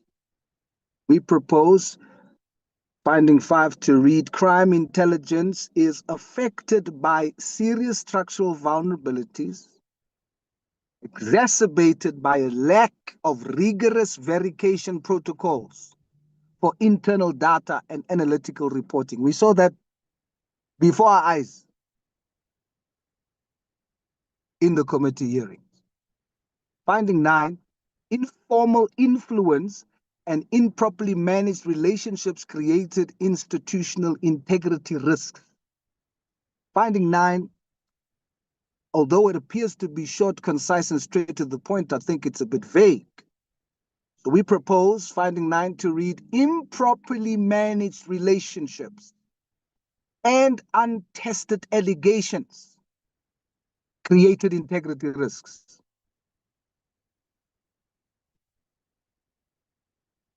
However, the committee notes that key allegations, including claims of corrupt payments, were formally retracted due to fundamental errors in data analysis. We found that, and it's a great risk to the integrity of our processes. Almost done.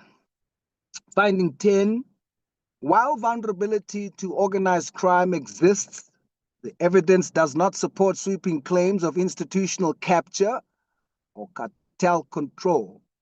The committee cautions against elevating unverified rhetoric to institutional findings. That is how we believe finding 10 should be worded in a balanced approach. Currently, it just reads, serious vulnerability to organized crime influence was disclosed, but not a single controlling cartel. We feel that it should just be expanded a bit as I just read it. Then lastly, Chairperson, I would like to propose an additional finding, finding 11, to read, to protect institutional integrity, all witnesses and whistleblowers must be subjected to an equal standard of credibility assessment, and no untested or retracted hearsay shall form the basis of adverse findings. So in this way, it formally embeds the equal standard of testing, rule directly into the committee's final conclusions. I so submit, Honorable Chairperson. Thank you very much. Thank you so much, Honorable Sols. May we move to Honorable Bethel. Thank you very much, Chairperson. Chair, I was not present, unfortunately, in the previous meetings where the draft report was deliberated, and I will thus not burden the meeting now. I can live with the majority of findings and recommendations. It is a comprehensive report, and I think overall the findings and recommendations are quite fair. But I do agree with other colleagues that stronger and more unambiguous language is necessary in many instances, as alluded to by especially Honorable Matthys. I do also agree with the ANC's proposal in terms of legislative reforms, as they alluded to. And with a lot of the other inputs made, especially by the Honorable Matthys, I think it's necessary for the content team to respond and also give their rationale for the wording as it is currently, and explanations as to why it's not as the Honorable Matthys and other colleagues suggested. I think it's necessary that we evaluate the reasoning behind the content team's formulations, and that we can then make final determinations in that regard. But overall, that's my input. Thank you, Chair.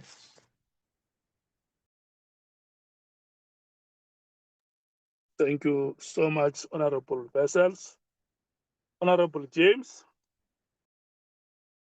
Thank you so much, Chair. Please just bear with me. I'm just recovering with flu and a bit of a chest problem. But I'm going to try my best to make our submission, Chair. Having listened and agreeing with the input from other members, Action SA makes the submission to place on record its position on how the committee should deliberate on the evidence before it, and to register its serious concern that the draft report in its current form does really not reflect the evidence laid before this committee.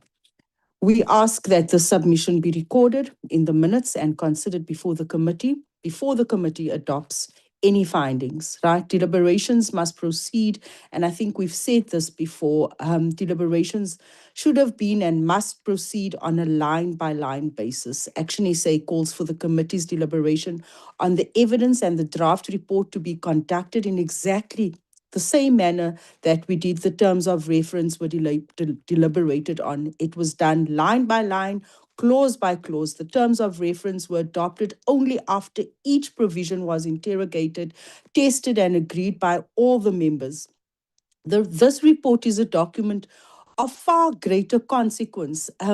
It sets out the committee's findings on serious allegations affecting the criminal justice system, and it will inform referrals to law enforcement and the prosecuting authorities. A document of this weight cannot be adopted like this in bulk by theme or by global vote or a pre-drafted text. Every finding and every omission must be tested against the evidence and agreed by the members individually and openly, a line-by-line process. Honorable James, just a moment. Okay. Just to remind you, we are not adopting the report. What you are suggesting is what we will come and do on the days that we will be going through the report for adoption. You are making a valid point that has to be recorded, so that when we, maybe after 2 or 3 weeks, when we will be adopting the report, the chair very, very much agrees with you that we need to be very diligent and very patient with the manner in which we deal with this report. Is of it's a report of high magnitude for the reformation of the criminal justice system in the country. I'm just saying that even now, as you emphasized the point, when we come back to deal with the adoption of the report in the coming weeks, you must never shy away to make emphasis on that point. Thank you. You may proceed.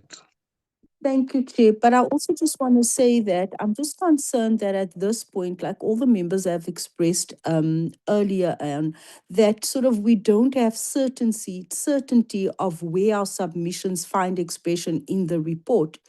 So sending it now, obviously, for the next 10 days, I almost feel as if though we've lost opportunities to go through this report. I mean, previously and even now, before we even go further, that we should now stop and almost like re-look at the report. I'm not sure if members will agree with me, but Action SA's position is that right now, this report, like Honorable Mate says, it feels it's been materially watered down. It softens, it definitely softens, and it omits findings that the evidence plainly supports. And in several respects, it reads as a summary of proceedings rather than a determination on the facts placed before this committee. And that is our concern at this point, Chair. Yeah, this report is not going to be sent out without you seeing it. The observations that members are making today are going to be integrated in the report. And the final draft, which will be sent out to affected parties, you are going to satisfy yourselves first before it goes out that it is essentially what you have impressed upon. I hear you, Chair. Are you happy with that? I'm happy with that, Chair, but I just request that I be allowed just to give further input with regards to our Yes, no. observations. It is your time now. Thank you, Chair.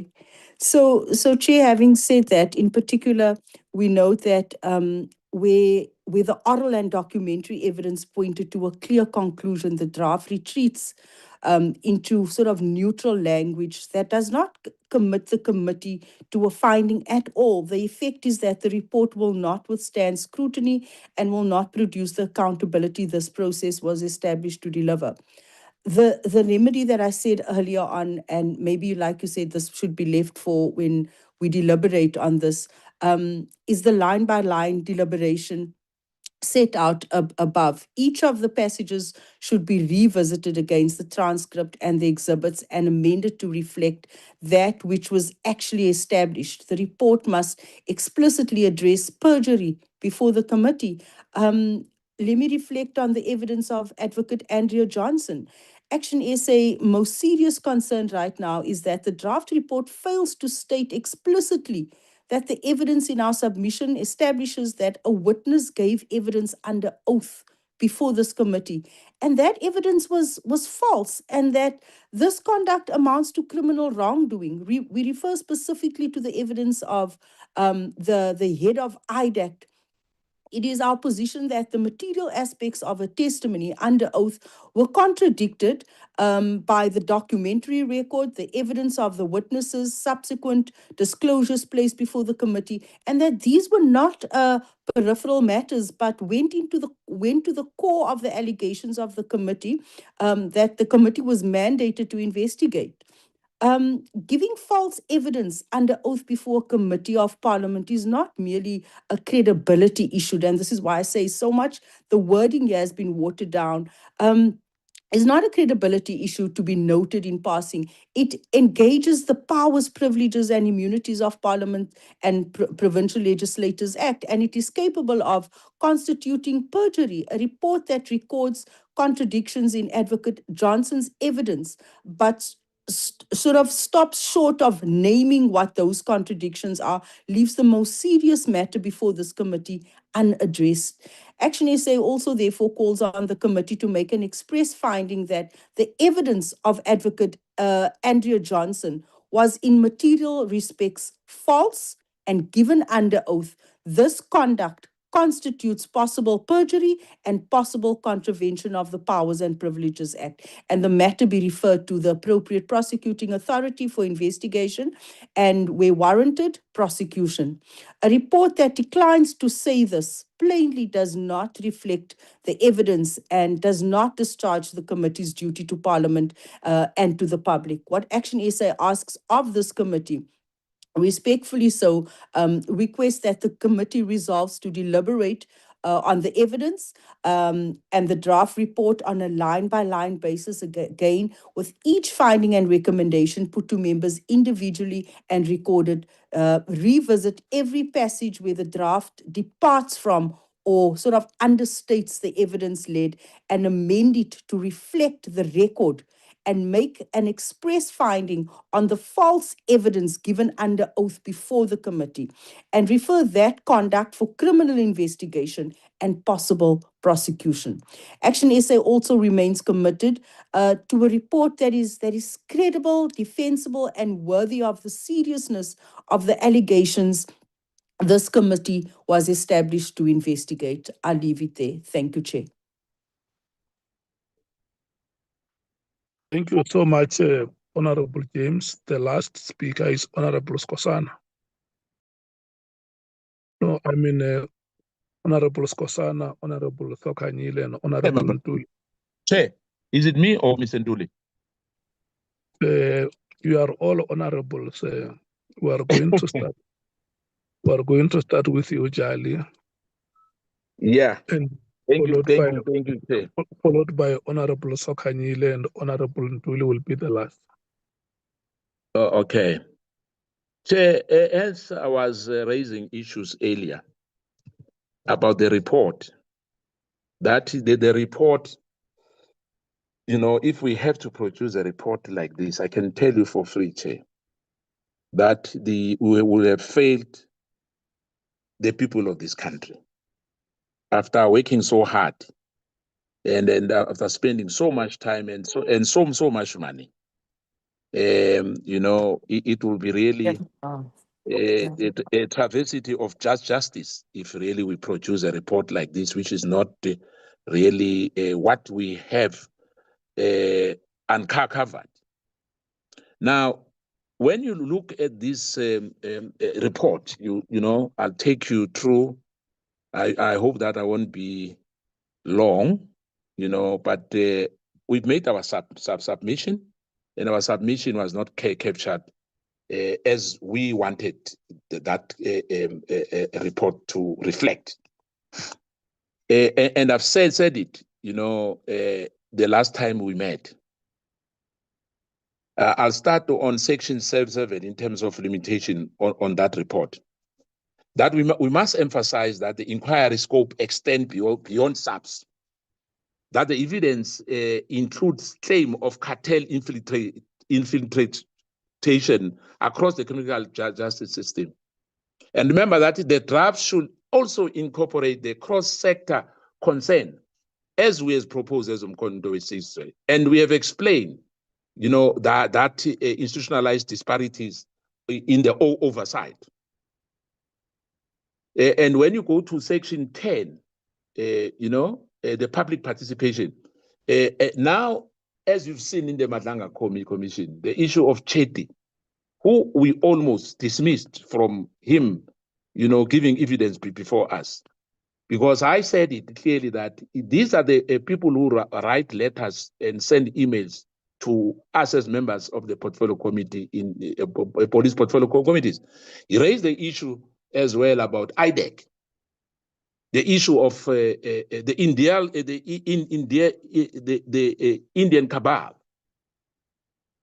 you know, and the issue of Andrew Johnson. The issue of Andrew Johnson and her team there,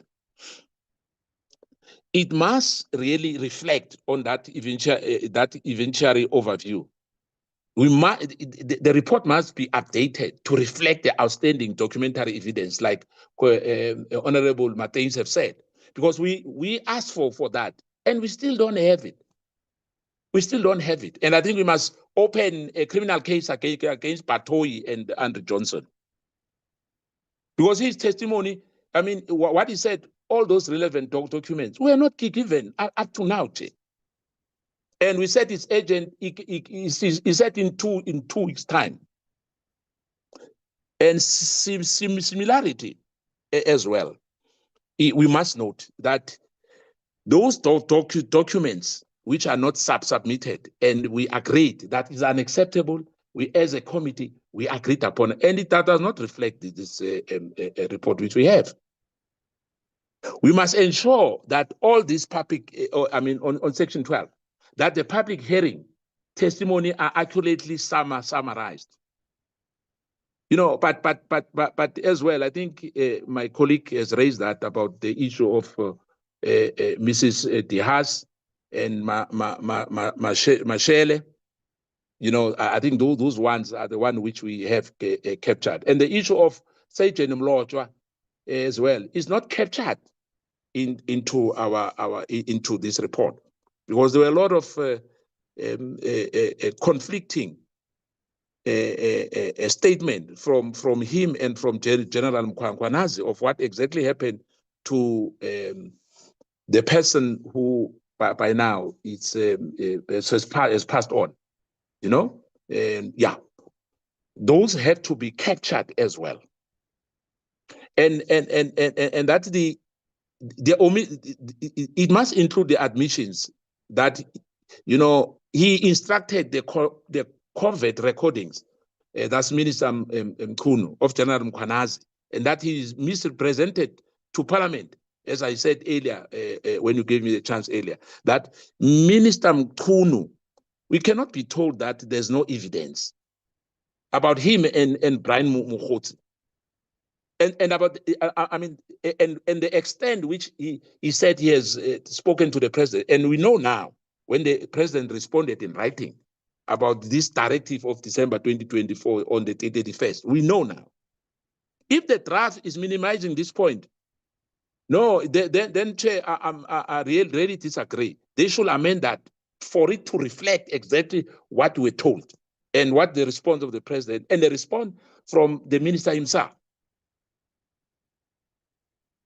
And section 12, the draft as well should clearly state that General Khan was never called as a witness, despite numerous references in the evidence to his role. And I hate to say I'm vindicated, Chair, on the issue of General Khan. I'm going to say that again. His absence was noted by the evidence leaders as unresolved issue. This omission is embarrassing us today. Now we know, and we knew even before, but unfortunately there was this resistance of him appearing before us. And I said it clearly that we are not judging them. We want them to come before us. And I personally, I'm saying to you, Chair, it's not a secret. We almost, because we are serving in the portfolio committee, we almost speak to every general in the country, being provincially or at the head office. So he was not immune as well. And we called him to come. Unfortunately, he said he's going to Mecca. And I said to the secretary, you know, our secretary there is, unfortunately, we try our best, but be that as it may, I'm happy that at the Madlanga Commission, though we had our reservation about Madlanga, but a lot of things are happening there. And in fact, they are cleaning some of our shortfalls, because we're supposed to be the one who have summoned, even for that matter, General Khan. Now, likewise, Chair, the recommendation about vetting, strengthening the task team, clarifying the crime intelligence mandates as well has to be emphasized. And for us to introduce the oversight on judiciary or legislatively, I think the portfolio committee will do exactly that, because we all know now that the evidence should be retained and really expanded and not be the only end when we finish with our ad hoc committee report. Now, the section 1 to 6 on that preliminary scope and terms of reference. No specific MK inputs were submitted on the basic of introductory section on terms of reference. The draft background and the mandate statement appear sound, e.g., the establishing of the inquiry under Rule 169 1 following Mkhwanazi 6 July 2025 media briefing. Because we noted that the evidence summarized the insert later, because we've seen that, you know, on what General Mkhwanazi submitted to us and what he explained when he appeared before us, which clarifies that the president affidavit explained he could not even, could not establish the PKTT that directly. We all know that. The draft structure should ensure the consistency with the evidence leaders. The executive summary, the president rule, the structure of the PKTT without factual error. For instance, Chair, any text suggestion that the president himself created the task team must be corrected and reflected that it was done by the interministerial committee on his behalf, but not by the president. And I think that should be clear on this report. The gaps which we have or the witness gaps, the draft must be recorded that Major General Feroz Khan, Crime Intelligence Deputy, was, I think I've dealt with that, Chair. Because Lieutenant General Mkhwanazi, namely the role of General Khan, has not been fully explored because of General Khan has not been called to testify. That alone, we have to make sure, Chair, that is covered. You know, and the language should be quoted as paraphrase, as an express, you know, on caveat. Similarity and added plan witness, e.g. of our honorable member, Ms. Kotle Barnard, on the in-camera witness to who possessed the classified evidence, should be mentioned under limitations if they were not heard. And I think Honorable Martins has raised that. I'm urging that these omissions be documented rather than closed over, Chair. And the issue here of Ulemela, if what I was reading this morning, I mean, what we have, what was submitted by the administration now, or the legal team, I won't say the legal team, I'll say the admin. The Mulife Maumela allegation, General Mkhwanazi named Katiso Mulife and Moken Maumela as a high-level syndicate members. It's not us who said that. The draft limitations finding should say that the alleged involvement of Ms. Mulife and Maumela was not tested in evidence. The evidence leaders' report shows that Mkhwanazi names do appear, but there's no confirming testimony on that. For example, Advocate Arenze summarized notes Mkhwanazi identified Ms. Maumela on 18 of March 2026. However, without cross-examination or supplementary evidence, this remains an allegations only. And we could have done better on that. But be that as it may, we are here now. We have to complete our report. But I want to propose that the witness allegations about the persons such as Katiso Mulife and Moken Maumela are recorded in evidence, but remain unverified and thus appear as untested assertion in this report. This matches Umkhonto Wesizwe submitted amendment to record them as untested allegation, with referral considered only if new evidence emerges. But unfortunately, it will be done by then, Chair. And the scope must go beyond SAPS. Hence, I've mentioned the issue of the National Prosecution Authority, the NPA, IDEC, the magistracy, and Correctional Service. Our draft does not address some of this section of IDEC and prosecution interference, but should explicitly note as limitations that certain areas were not fully investigated. For example, the evidence leaders flag allegations of criminality infiltration with Correctional Service and the judiciary. That has not been fully explored. We recommend that include language such as witness alleged cartel infiltration into wide range of institutions, SAPS, NPA, IDEC, courts, prison. But the committee inquires into this allegation when necessarily limited to evidence presented, in particular, one acting judge was mentioned in evidence, but no further judicial official were examined. This remains an open issue.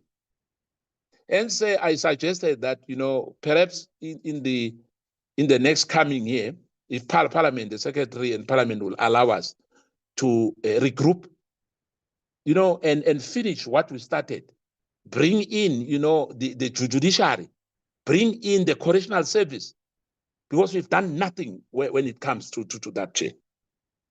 If there's any percentage, I'll say maybe we've done 1% of that, because we've dealt with the NPA a bit, in terms of IDEC and Advocate Johnson and Advocate Patoi.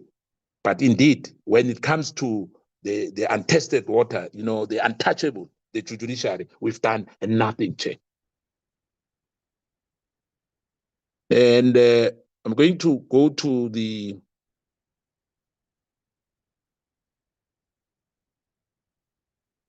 I'm not sure about Shamila Patoi because he has retired now.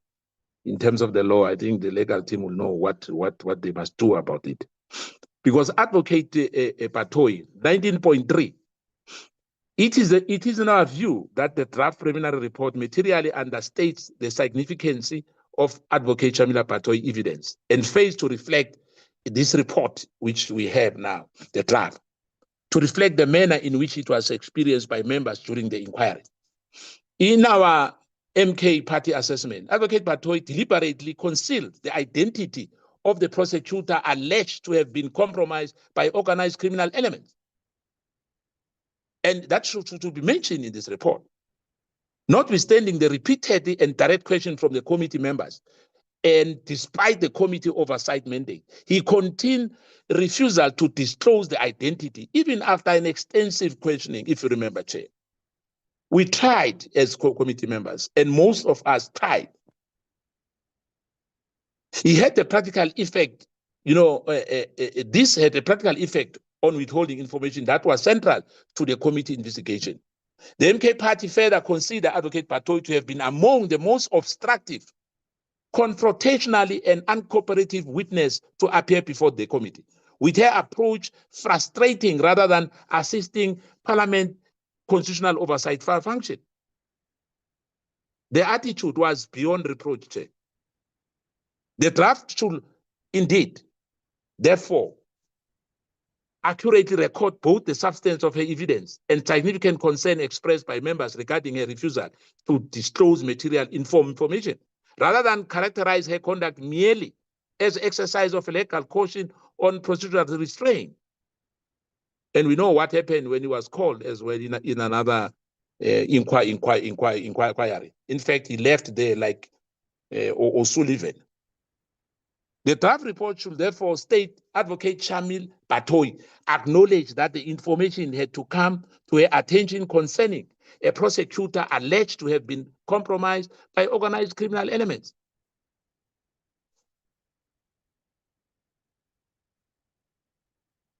On Tehas, I think Honorable Matthijs has said it mouthful about Miss Mary Tehas, but I must say this as well, that I think this should be captured. That the testimony of Miss Mary Tehas and Dr. Shamila Mashukha introduced allegations against the now judge, by the now judge Tehas, so inverted commas, and Mashukha. The draft should accurately note that was heard Advocate Patoi testify that her decision on the directive was influenced by the unverified allegation from these sources, despite the IG and the commissioner finding them unreliable. If the draft omits this, it should state that Patoi and Minister Mkhwanazi were informed that the IG and the National Commissioner considered those allegations unreliable. And I mean, it was very, very clear. Fortunately, the National Commissioner came before us. And unfortunately, the IG, the Inspector General, could not come before us. But the National Commissioner said it clearly. And I think that has to be, it cannot be omitted from our report. Low-rate evidence, if included. If the draft touches on the testimony of the Metro Police and the police, etc., nothing. There's nothing specific then from us which we can raise a chair on that. But Minister Mkhwanazi's evidence is that Minister Mkhwanazi's testimony was problematic, and the draft must not whitewash that chair. I'll highlight 2 points on that. Mkhwanazi admitted, or on the recording of Mkhwanazi, ordering the chief of staff then, Nkabinde, to secretly record General Mkhwanazi's testimony. Advocate Arendse explicitly notes this admission. If the draft downplayed this, then this should be corrected, Chair. The minister acknowledged that he has instructed a covert recording of the witness. And that fact was highlighted by the evidence leader. And in that which I said it earlier about the consultation with the president, and that should not be downplayed as well. Because Mkhwanazi told Parliament that he consulted the president about the directive, but Arendse records that he later misrepresented to Parliament what the consultation entailed. And the report should say that at least one of the Mkhwanazi statements in Parliament was contradicted by the documentary evidence. 19.6.3, Chair. The overall evidence leaders concluded that Minister Mkhwanazi evidence raised significant concern, e.g., about the timing of the directive. The draft summary of Mkhwanazi, if any, should reflect this judgment. Perhaps quoting or paraphrasing Arendse's language is about the credibility issue. I think we have really spoken largely about the task team and the directive. I agree that maybe there should be more accountability on that. But on our draft, it should be correctly noted that Mkhwanazi issued that directive of disbanding that on the 31st December 2024 to disband the PKTT. And we are saying explicitly that the state, the way it was disbanded, it was procedural. There was procedural irregularities on that. The directive was issued later on the New Year's Eve, and we know today that was not brought to the National Commissioner, though we learned that the National Commissioner was on leave, but there was an acting commissioner. We learned, the National Commissioner said he learned it on WhatsApp. And he stated the reason, to saying that the winding down the task team came only after and were not contemporaneously, and I can tell you it's not true. The evidence before us that is not true what the minister was misleading us. And these points are central findings from the evidence check. We know that the evidence leader summary and likely that the draft must be concluded that whether this directive was unlawful remains for the committee to decide. And I think we all agree today with all the evidence brought to us that indeed it was unlawful. Because he could not decide alone. We had the IMC, and no one was consulted, besides the president. And any making of possibility justification in our report should be balanced by noting that the evidence leaders finding that it was issued without prior consultation, and that this may, in fact, not even may, it have exceeded the minister's power. The minister's power were exceeded.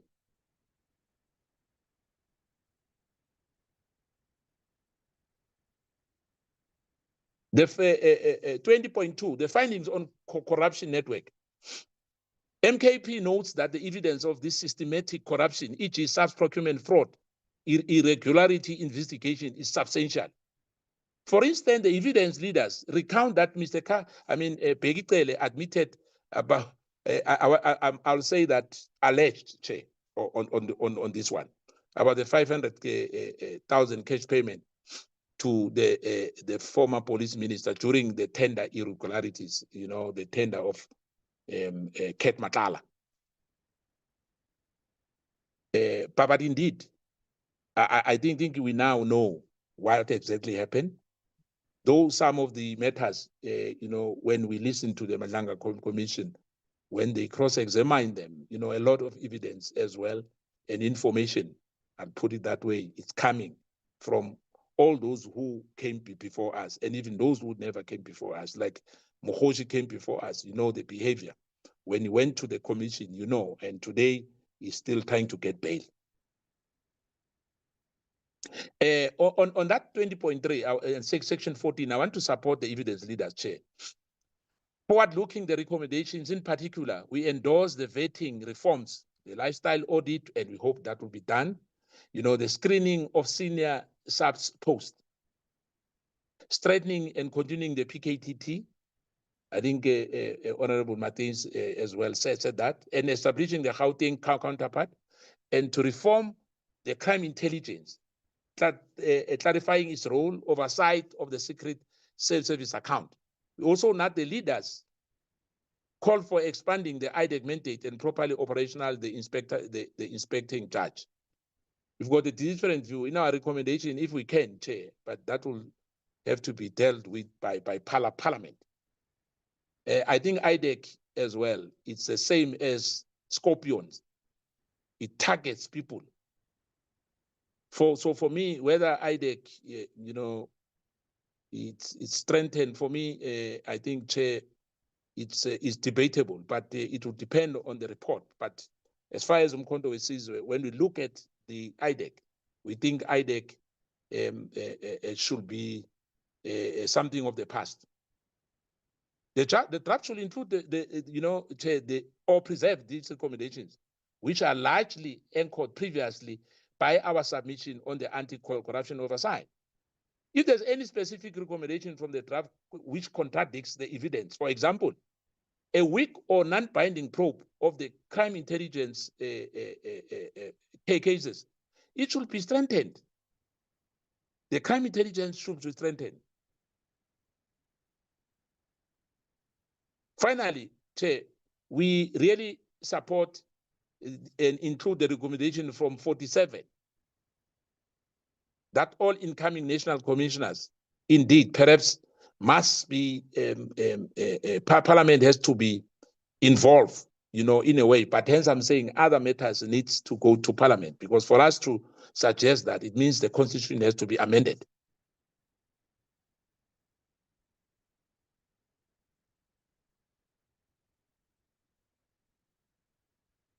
Now, when you go to section 15 on that public comments again on those dissenting views, the report should really, the report format allows the minority on additional views. Now, as MKP, we append further comments. For example, it must emphasize the need for the committee to consider the classified IG report from crime intelligence, mentioned in evidence but not delivered. I think Honorable Martins as well touched the issue of the letter which was sent to me.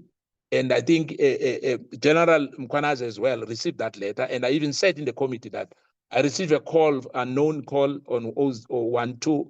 We're told that was a public phone. The prim letter and any written affidavits filled at the end, all noted by Arenze, must be captured in this report, because that was a new evidence. The items and their procedural status, in particular, the unanswered letter from Germany Prim handed in the last hearing, should be listed as an exhibit received but not fully verified. At least, Chair, it must be captured in the report. Finally, Chair, Mkhwanazi party submits that the report be paginated and indexed as per parliamentary practice. Sections should have clear headings matching their content, and all quotes or factual statements drawn from this evidence should be footnoted as done here, and the text should be fully justified and spaced on 1.5 lines through the final document. Where direct quotes from the witness or the evidence leaders are used, they should appear in verbatim with citations. Where paraphrasing is used, it should still reference to the source lines as done above.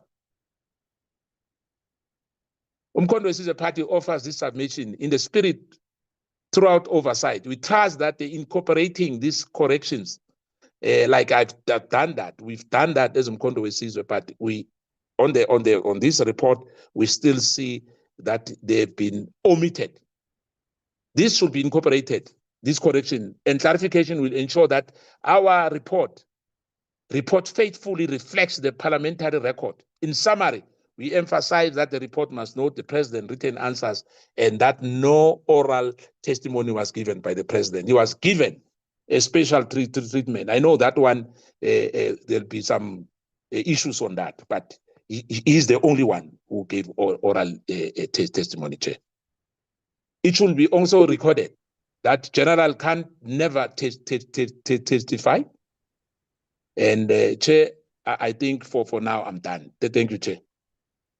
So you say it provokingly. You say, I know that is going to provoke other members. Yeah, hence I don't want to go much on that. But the issue is that he is the only person who never who made some written response. There was no oral. Yeah, we dealt with that matter in the last meeting, and it was this committee as well that decided not to invite General Khan. The committee no problem, Chair. has written in its terms of reference that it will decide on the witnesses that appear before it. Honorable Sokanyile.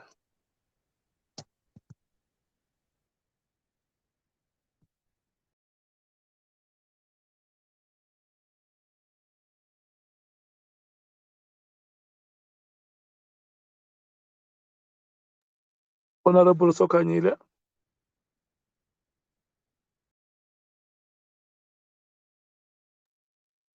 Honorable Ntuli, the Chief Whip.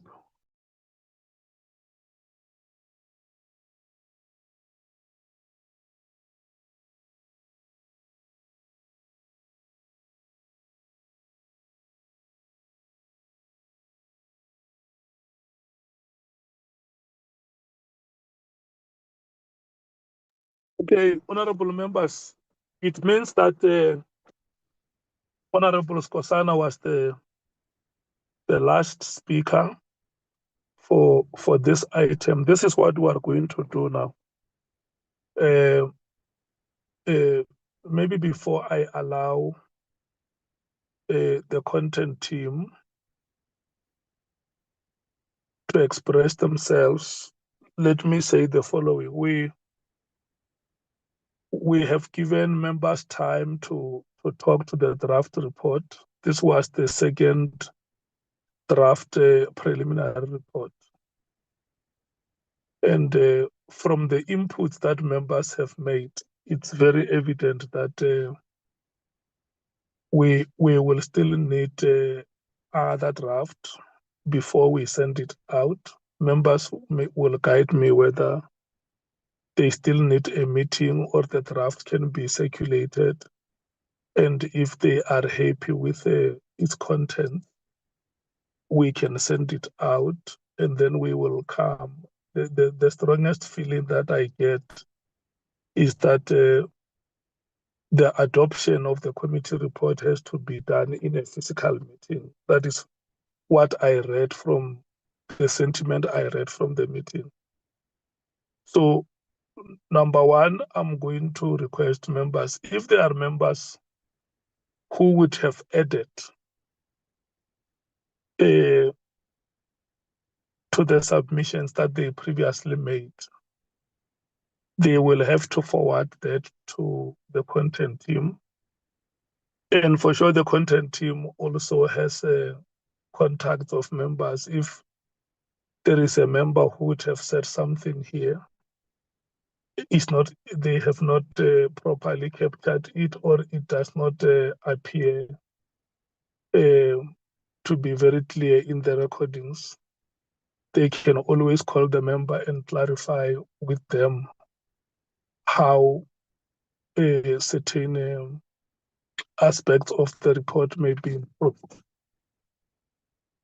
The content team has written a report, and the appeal I want to make is that Members must not engage with the report as if this is not their report. The content team has laid a basis for engagements, and they have now taken the report back, or they have now brought the report back to members to say, we are not members of the ad hoc committee. We are your support staff. And this is what we have written. We now want you, within the framework that you have adopted, make this report to be the way that you will appreciate it, the way that it will meet your expectations, and the way that it will fulfill the mandate for which you have been appointed.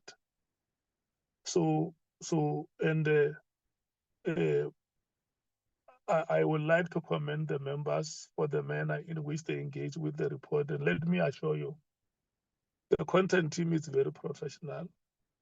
Like I previously said, they have heard everything that you have said here.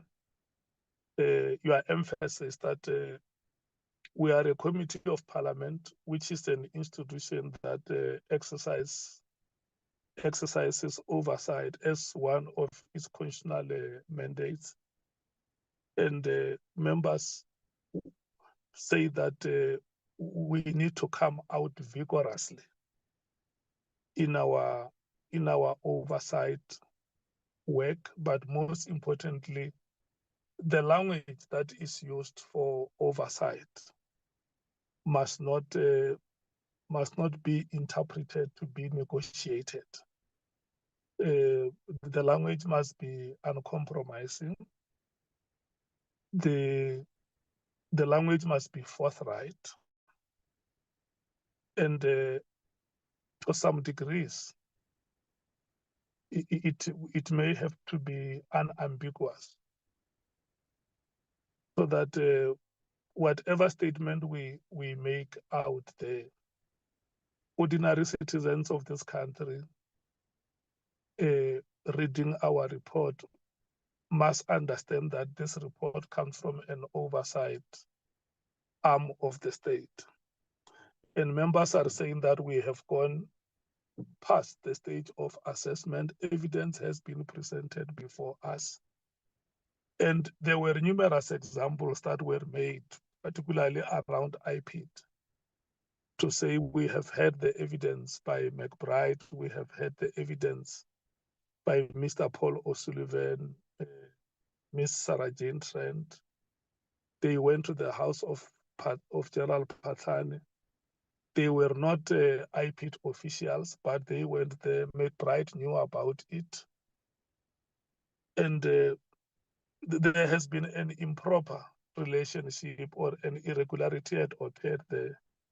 If you go back to the recording of proceedings, you would know members have been asking questions whether an ordinary citizen can find himself or herself involved in routine IPID operations.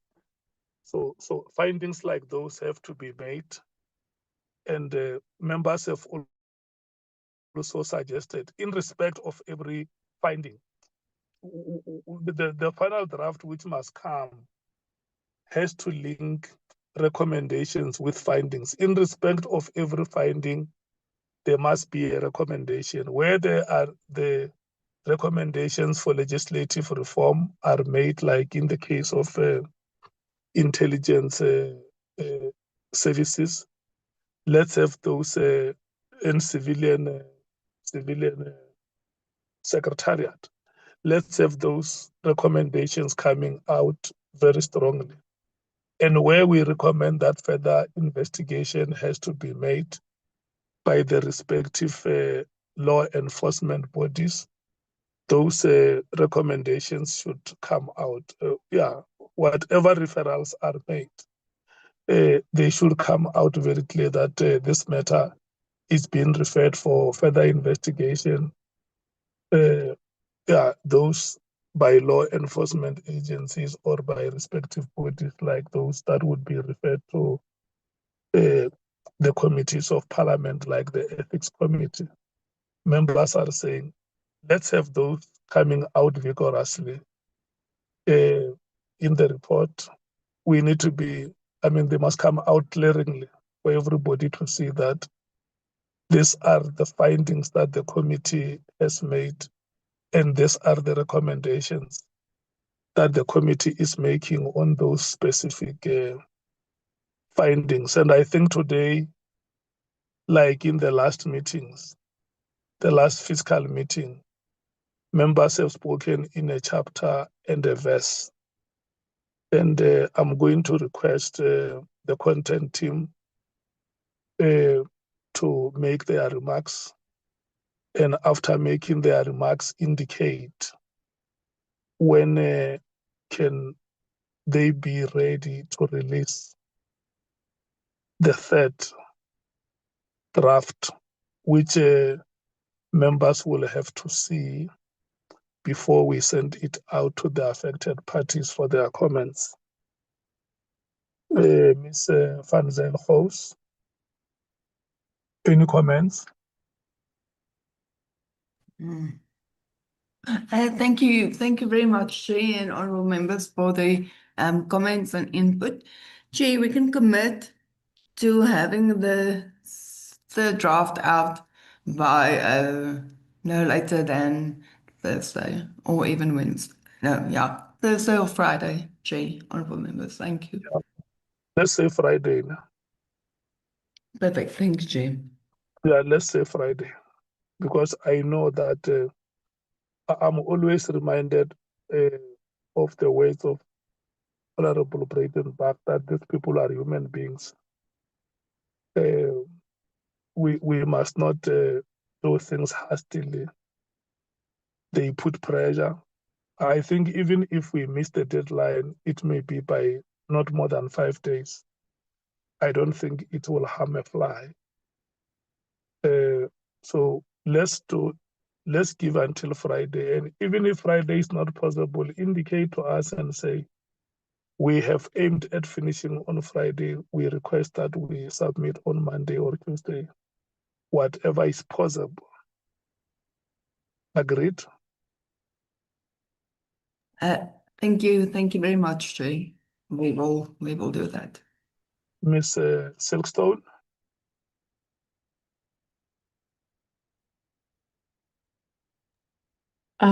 Chair, I don't think I have anything to add too much. I just wanted to say that I think what might actually assist is if we distribute a document that we prepared where we put together all the proposals that we got from parties, and just to see many of or some of the things that are raised have been captured in the report, but perhaps we need to revisit them and just see whether that it's sufficiently clear. But obviously anything that's new or that we've missed, we will do our best to rectify. Yeah. Well, I think in a significant number of cases, it's just to strengthen the language, which I don't think there might have been a few omissions, which I think you would have been brought to the attention of the meeting today. And yeah, a significant number is about strengthening the language and foreground the oversight role of Parliament. So that Parliament must not be seen like it's a lame duck. Let's reignite public confidence in Parliament that Parliament can go and investigate, do the assessment of evidence, and then make recommendations with far-reaching implications. Where further investigations have to be made, those investigations have to be made, including the regularity of reporting before Parliament. Some matters may need quarterly reports in the portfolio committees. in some matters, we can determine the timeframes on how often they should be reported to Parliament, so that Parliament is able to make follow-ups where there are delays or where there are no reports forthcoming. Parliament should take note of that and be able to make necessary follow-ups. Yeah. Is that okay? Yeah. Okay. Okay, I don't know whether Nicolette wants to just to step in here, but there are one or two technical reasons why we crafted findings and recommendations in a particular way.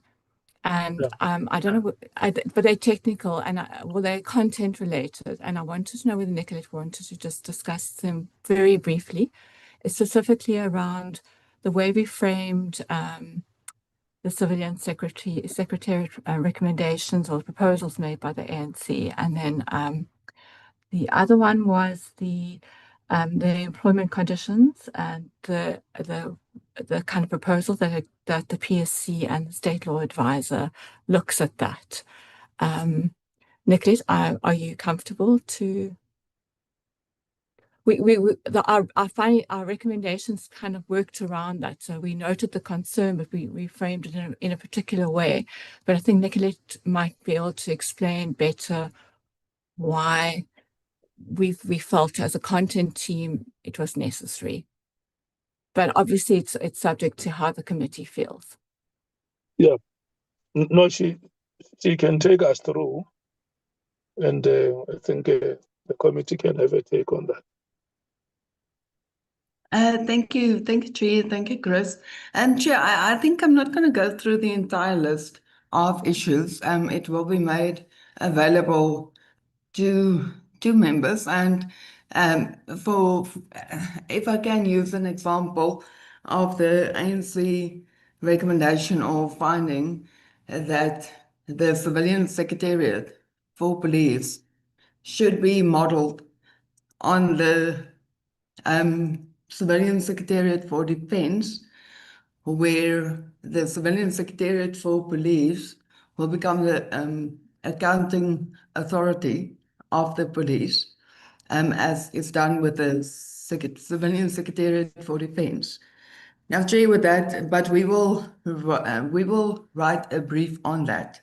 The accountability model of the civilian secretariat for defense has a lot of challenges in terms of governance, in divorcing the accounting authority from the operational authority. Chair, but that is just one example. But we will, and Chair, the point to make is not a criticism. How we structure it is that the civilian secretariat for police, the governance structure should be reviewed. And similar with IPID, another example is that IPID and the civilian secretariat should be merged into one authority. And also on that, I will give a brief written explanation as to why they were created and the constitutional, I want to say the constitutional ideals in terms of why a civilian secretariat for police should be established, just in terms of the significant powers that the police has over citizens, depriving them of significant basic human rights, even, the right to use lethal force. Such in that a civilian secretariat and to monitor the policy development of the police, and then the IPID to monitor the use of policing powers. They are quite distinct and separate constitutional obligations, and that the SAPS and SANDF is quite different structures within our constitutional democracy. Gee, but there's just two examples. But like I say, we will provide a short written document on just content notes as to why certain issues were not included. And to give you another example, Jay and honorable members, IPID is free to recruit from anyway. They can recruit independently. They often do not recruit from SAPS or anyway. There is specific, I want to say specific safeguards in the IPID Act, in that the service benefits must be equal to SAPS detectives as to prevent IPID investigators to go over to the once IPID has trained the investigators, for them not to jump over to the SAPS for better employment benefits. Gee, so yeah, there's a couple of issues that we can address and should have actually already provided to the committee, Jay, but the document is available on which we made notes on the submissions. But Jay, yes, that is just a couple of examples on what we were thinking as content team. But Jay, let me leave it at that, and I submit. Thank you, Jay. Thank you so much. Can I check if there is anybody who wants to comment? The ANC?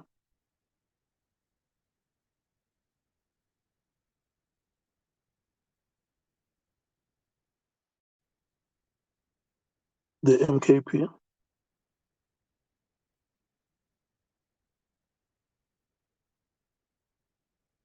The DA? All good. Thank you, Chair. Okay, the EFF? Thank you, Chair. We're fine. Thank you. The IFP?